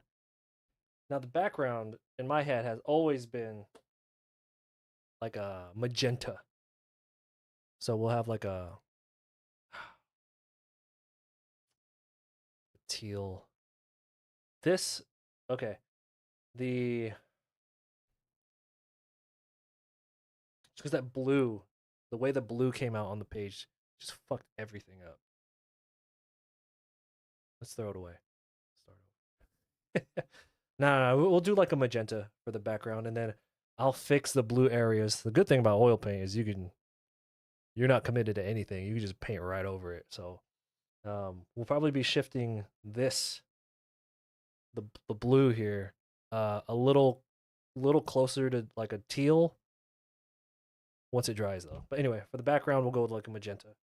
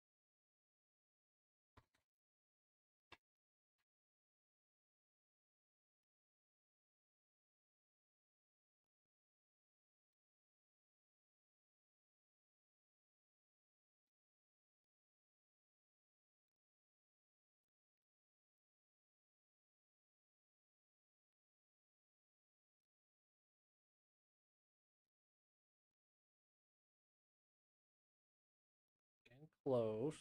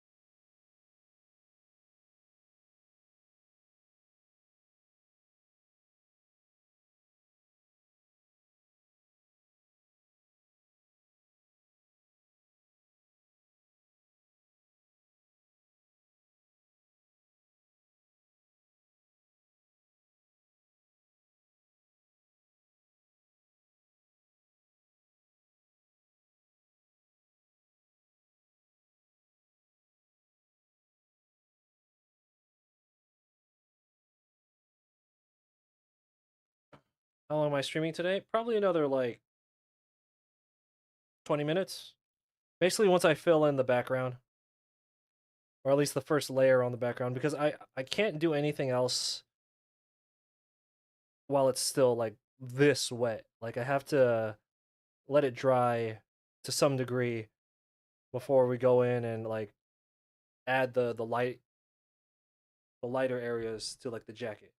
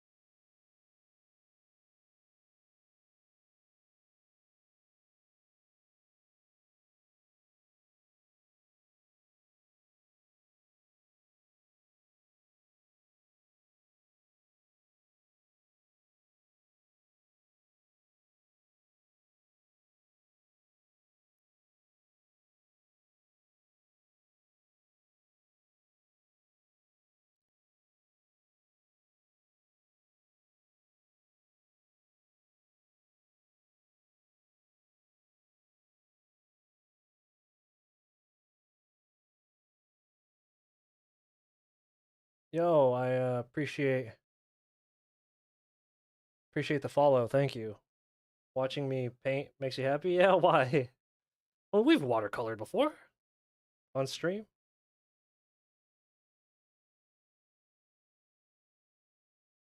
It's not the same.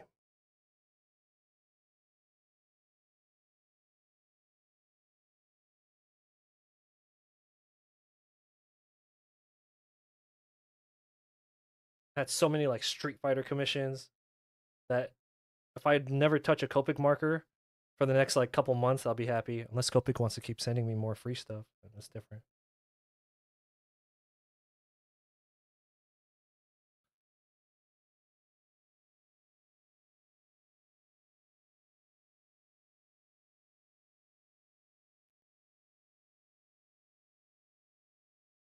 Oh, dude, dude. Speaking of a mess, you should see what's like outside the border of the stream. It's just like fucking tornado hit this office, dude. But then again, I'm messy like that even when I'm working with like alcohol markers. So never mind. I'm just always messy.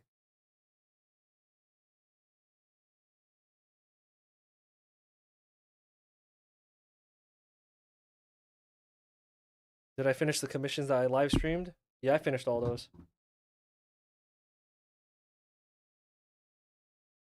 I have to get the okay from everybody first.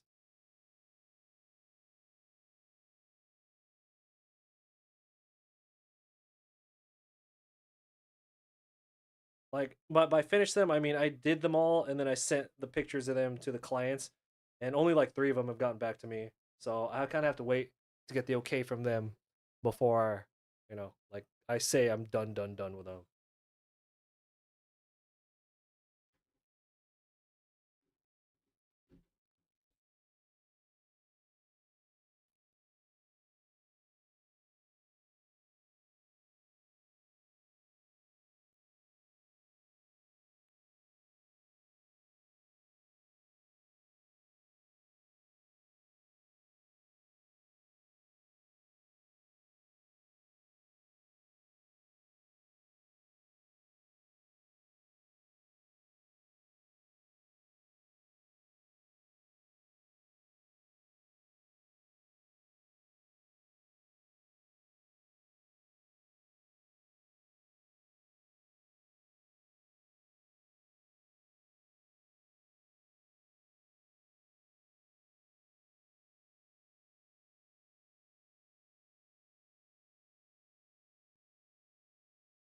I'll be going in with a thinner brush when we get close, like to fill in around there, especially around the face. So you know how earlier I was talking about I don't like the high not high contrast, but like the very abrupt edges like that, because I'm gonna work those in and blur them out. The only area that I want really sharp edges is gonna be around the face, and then everything else will be kind of like, like almost blended together like that for softer edges. Doing that will help bring attention to the face.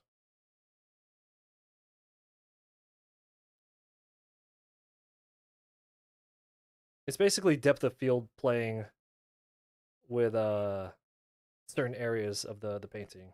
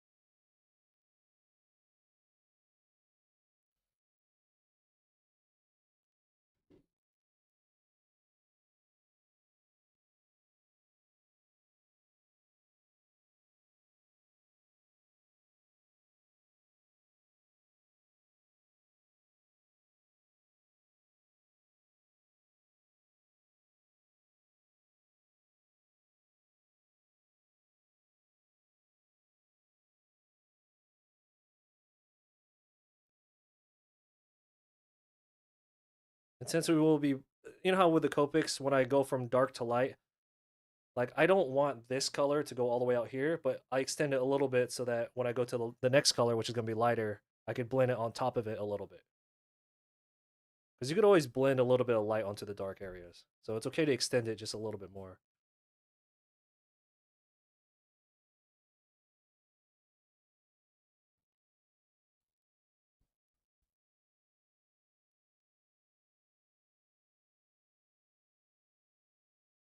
Yo, once upon a cats.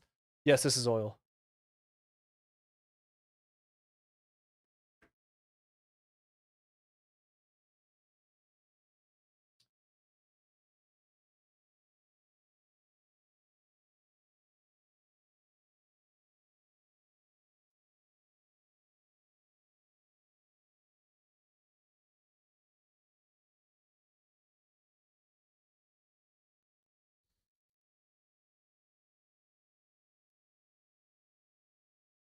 The same properties in regards to pen control and brush control. Because you guys know I work with brush pens a lot, so this doesn't seem too alien to me.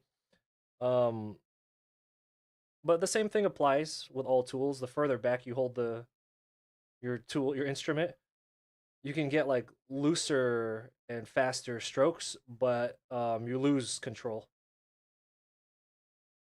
So as we're back here, I can hold the brush a lot further back just to get these smoother, longer lines.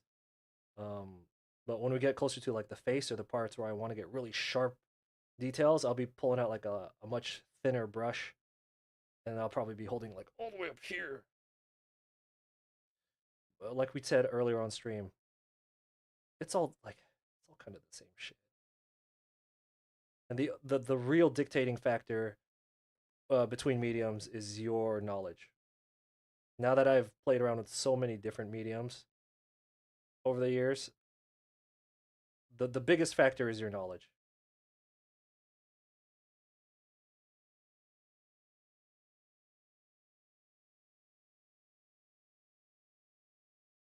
And all this other stuff, like the technical, like how to move the ink around, or excuse me, how to move the paint around. That's just like you just gotta play around when it comes to that kind of stuff. But ultimately, it's all the same shit. It's like with digital art, everyone's like, well, what brushes are you using, or like what program? What do I always say for years? I'm like, dude, it doesn't fucking matter. It's whichever one you could afford. It's the one that, well, it's okay.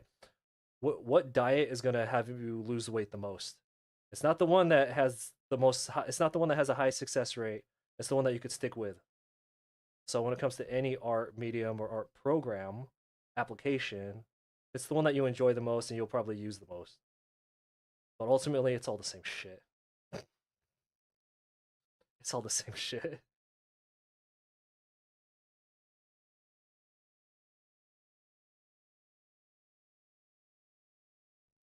Once that dries out a little bit more, we'll blend into the hair a little bit.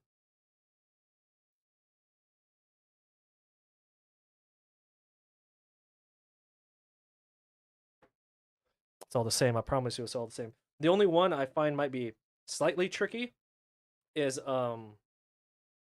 alcohol markers because they dry so fucking fast that if you need to do anything, you got to be like on it. Like that's the only thing that I find way different. Acrylics dry pretty quick, right? You know, oil painting is very forgiving. It's very messy, and you have to have a lot of patience because it takes fucking forever to dry. If you're quote done with a drawing, you just like you put it somewhere and you have to let it sit forever to dry, right? But when in the process of like what we're doing here, very very forgiving. I've fucked up so many times already, and I'm just like not telling you guys, but I just come back in, and if something happens, like it seems unfixable, you just let it dry. You could paint right over it.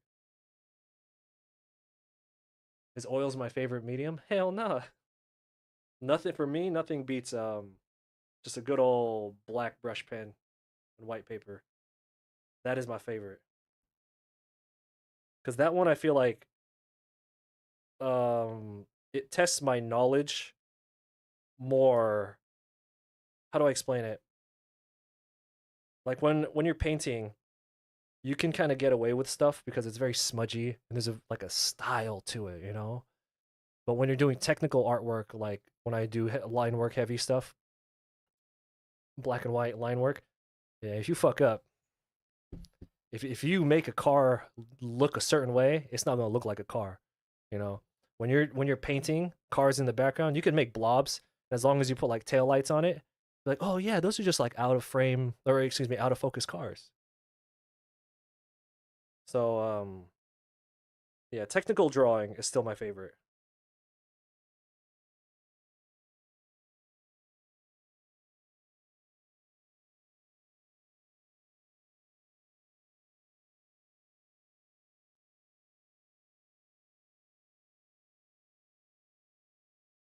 Yeah, acrylics dry much faster than oil. So if you're stuck on acrylic, if you're already, or excuse me, rather, if you're already doing acrylic, I don't think you're gonna have that much trouble switching over to oil because this shit is so forgiving. I think you'd be fine. It's messy as fuck though.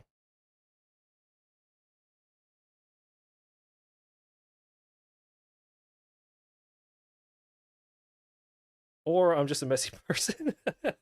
No, it can't be me because anytime I look up like the oil painters who I follow or watch videos of, their office is way worse than mine. Their shit is like turned upside down.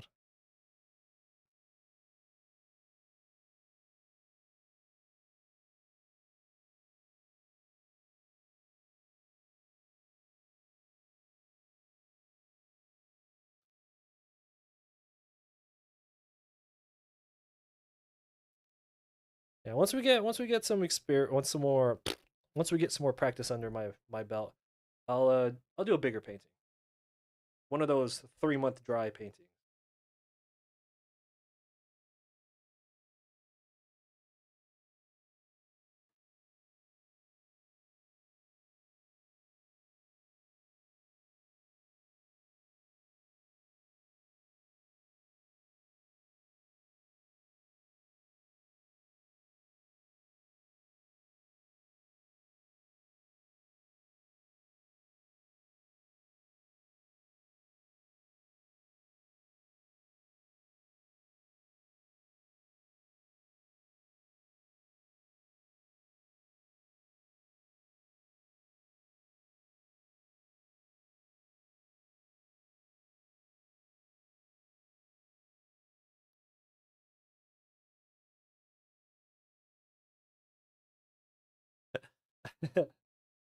Your office is messy right now.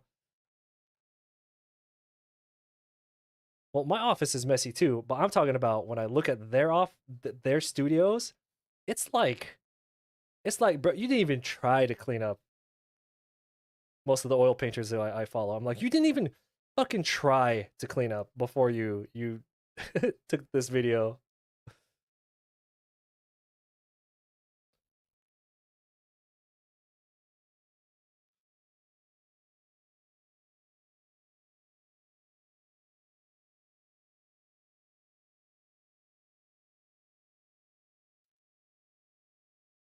I feel like I'm always kind of on the back foot when it comes to keeping my office organized because there's so much going on all the time, like convention papers, and I have my prints and my boxes and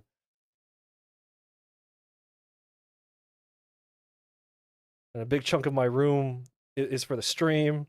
Fucking lights everywhere. You know what I'm talking about? I can't imagine being like a. Have you ever seen the storage rooms of artists who do like stickers and charms and shit? Jesus fucking Christ. You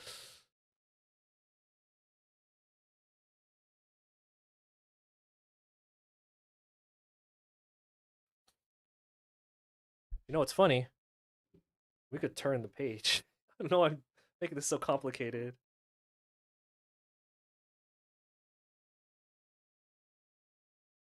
I don't have it taped down to an easel. I don't know why I'm acting so. So when we get to the face area, I will definitely be going in with a smaller, probably the smallest brush I have.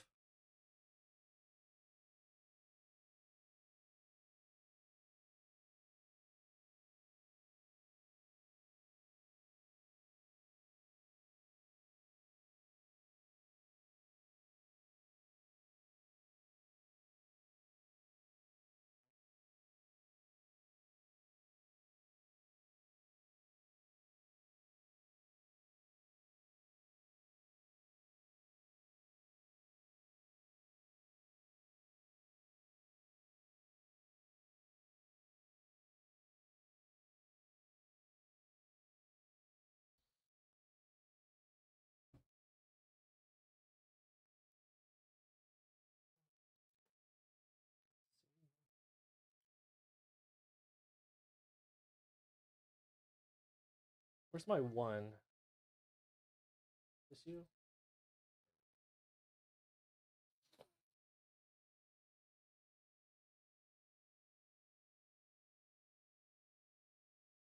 That's nice, right? Yeah, alcohol markers are that same way. They're really really nice. Just pull the markers out and just get to working.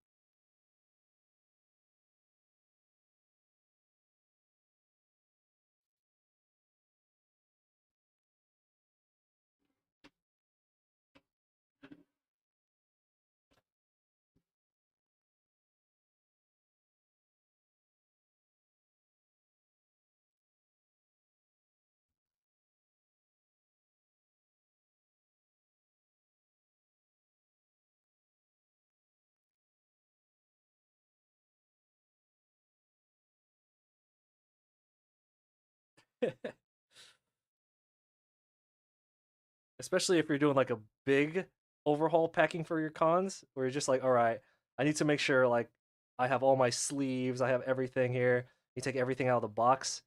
That creates a train wreck so fast.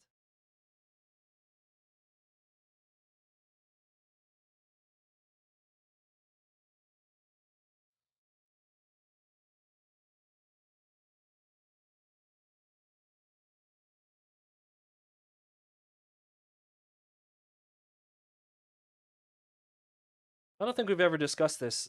Do you guys control your breathing when you're doing precision work? Like if you're doing technical work or you're doing, let's say, like one really long line,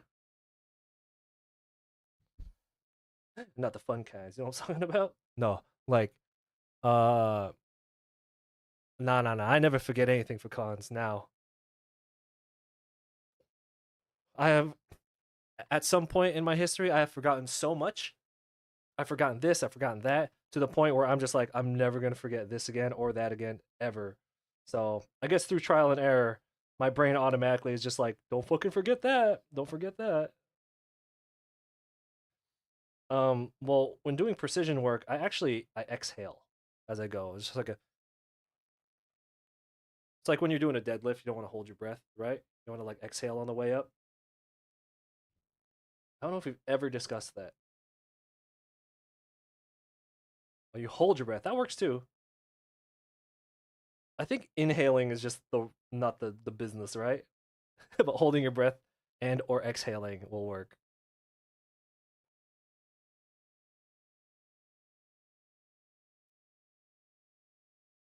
Masking tape for lines? Nah.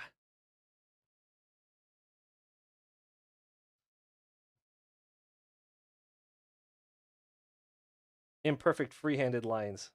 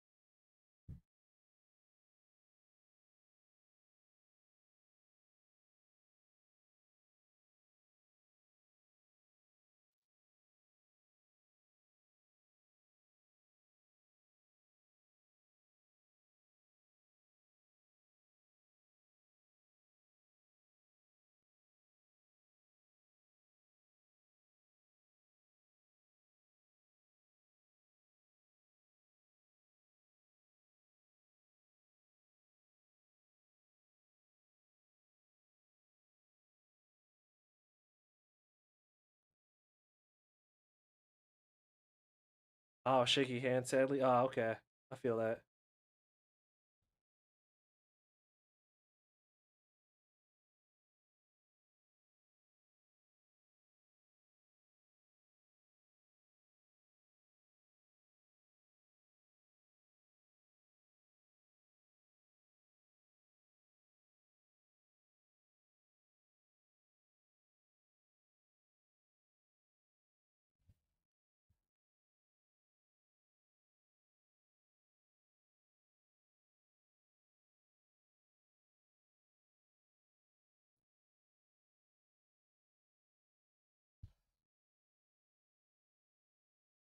By the time we finish this area, we no. We have to let the rest. We have to like let this dry before we get back in. You know the thing I was complaining about before, where I was just like, how come there's no like rim, like bounce light, rim light coming off of any oil painting? We're gonna do it. We're gonna do it.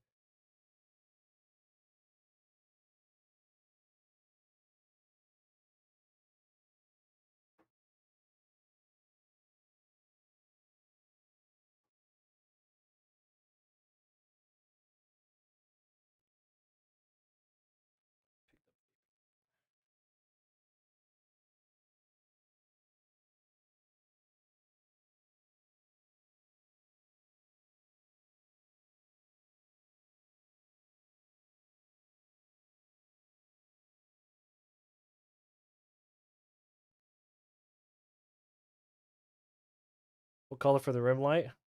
I don't know. We'll see what colors we have left to use.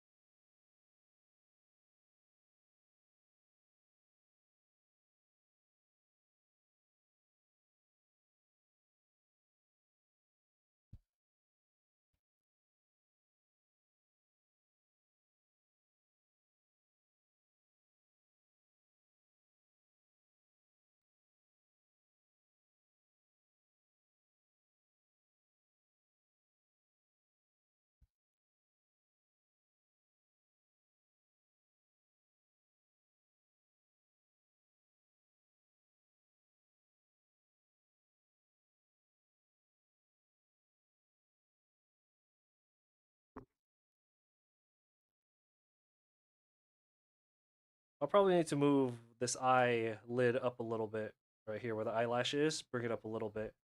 So once this dries, that's one of the things I'll have to go back and fix.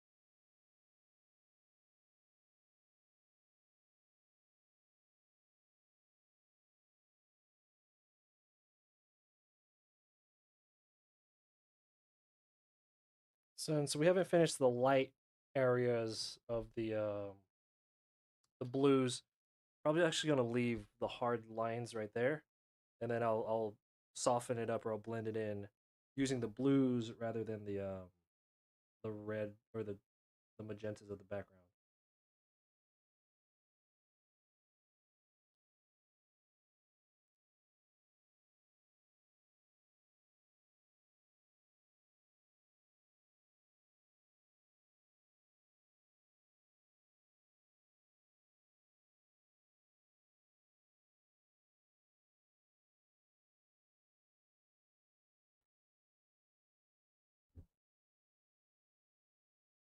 Luckily, the hair is dry already, or dry enough.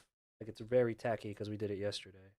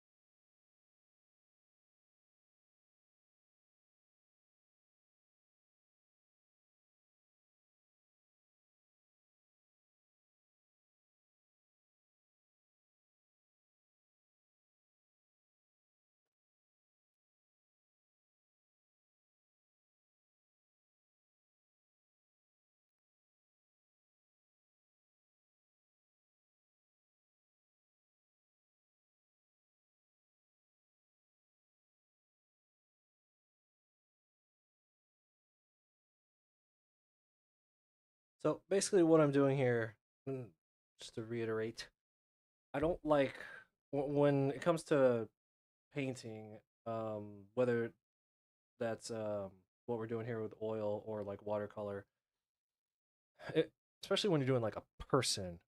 The only sharp edges I really like are to have around the face. Everything else I want like basically if you were using like a fucking 80 millimeter lens to take a portrait of someone, you're just gonna have like the small area that's in focus and everything else is in like blur, you know?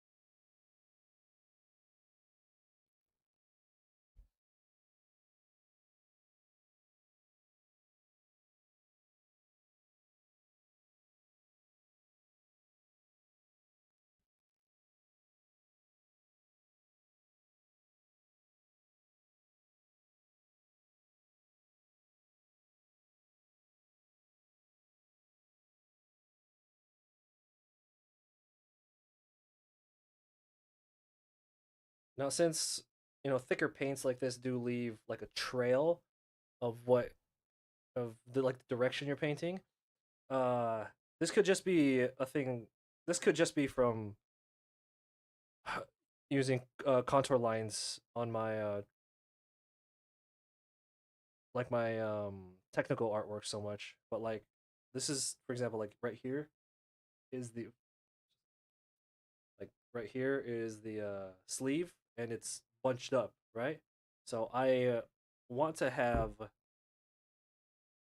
I don't want to color it. I don't want to color like up and down because that'll make it look flat, texture wise.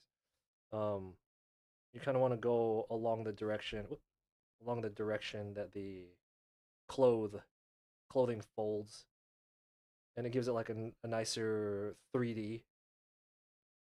Not like woo 3D, but I mean like it gives it volume.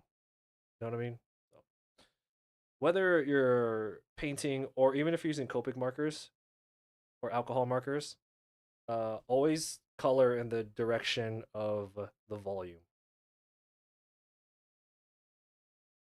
So if I were using alcohol markers here, I would still be doing that motion, right? Because even an alcohol marker will leave like a trail.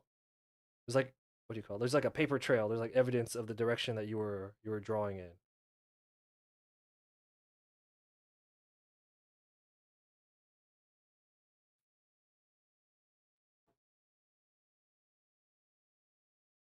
So like for this down here,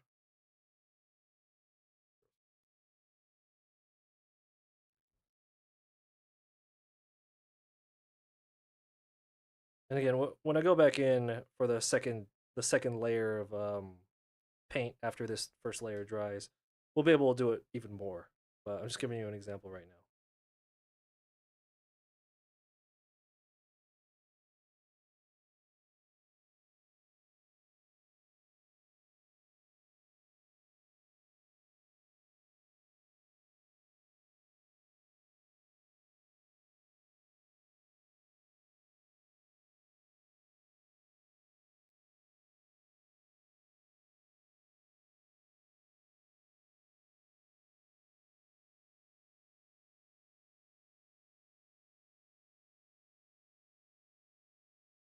Kind of like going along where the folds of the clothes would be.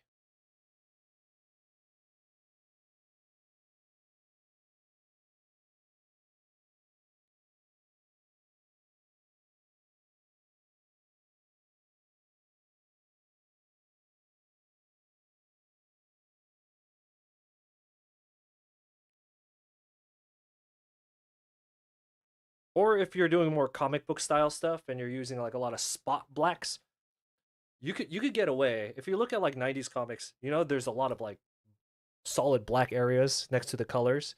That's to make the colors pop more. But if you're taking like private commissions or like at a convention and you don't have a lot of colors with you, if you're really good at landing your spot blacks, um, you could actually get by with just using like one color because you'll let the contrast between the black and the color do the work for you, if that makes sense. But anyway, my point is like if you're doing like clothing folds, let's say you're drawing Rogue, right? From X-Men. No, that's a bad example because she's in a skin suit. Say Goku, right? And you only have like one orange marker with you, and you're like, fuck, how do I do this? Well, if you are good at using spot blacks and you're going along where the folds or the volume is with the spot blacks, god damn it. I wish I could draw it out for you, but I don't have the stuff with me right now.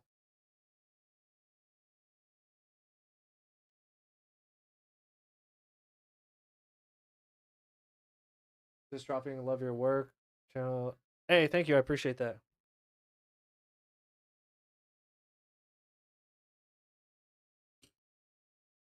Okay.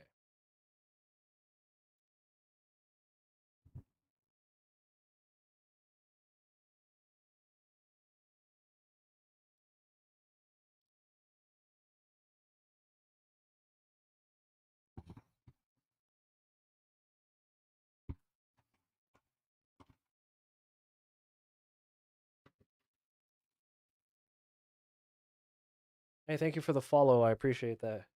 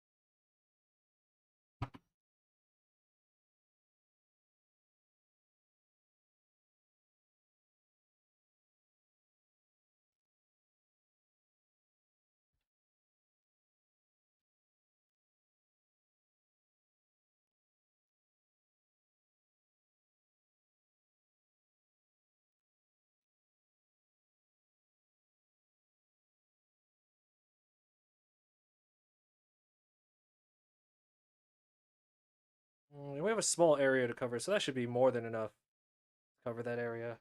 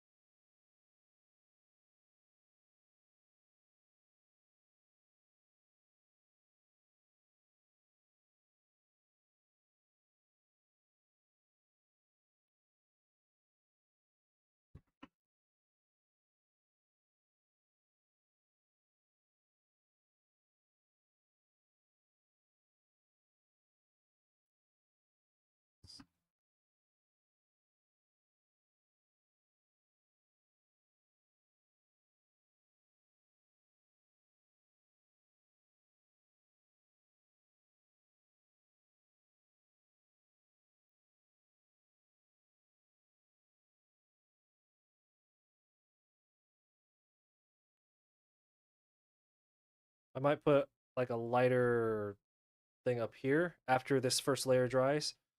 I'll just kind of leave it and kind of sit on it, see how it is.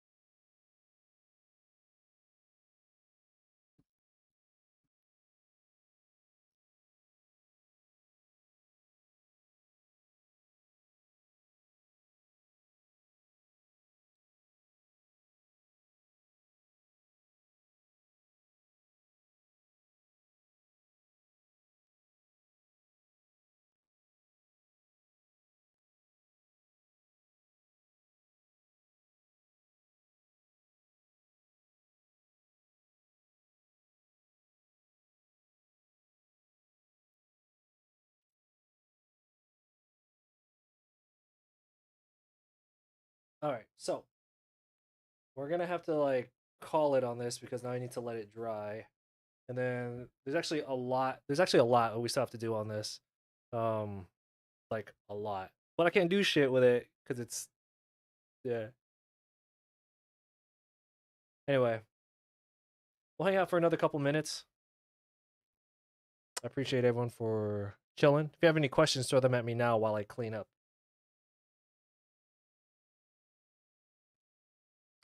You know, the other thing about oil painting that's really good that I've realized, you actually don't have to clean up.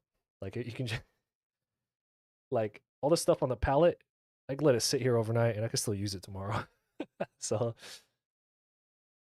am I gonna do anything more to the background? I will, yeah, but it has to dry first.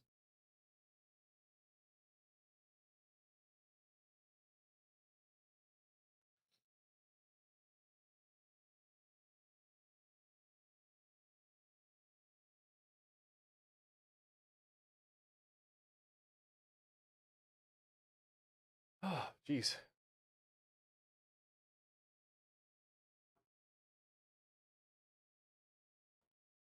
So yeah, we'll hang out for a couple more minutes until just hang out a couple more minutes while I try and tinker and figure out what's going on with my Streamlabs.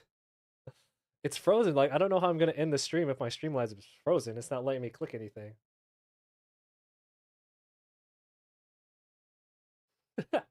I guess I just close Streamlabs. Is that what's gonna happen?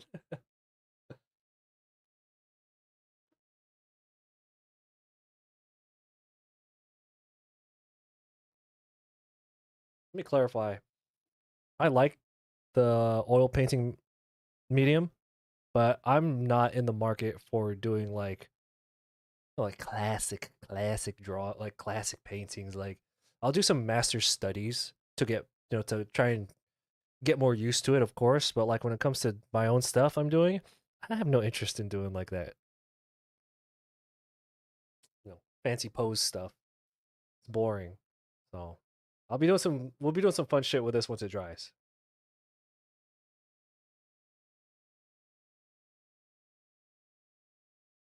All right. Thank you everybody for hanging out. I'm gonna try to end the stream, but my Streamlabs is frozen, so I'm actually just gonna X out of it, and then we'll see if the stream ends.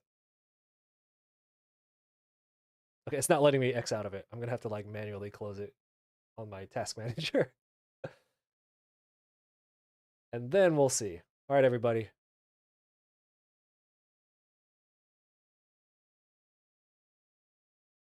Did it end? Is it still going?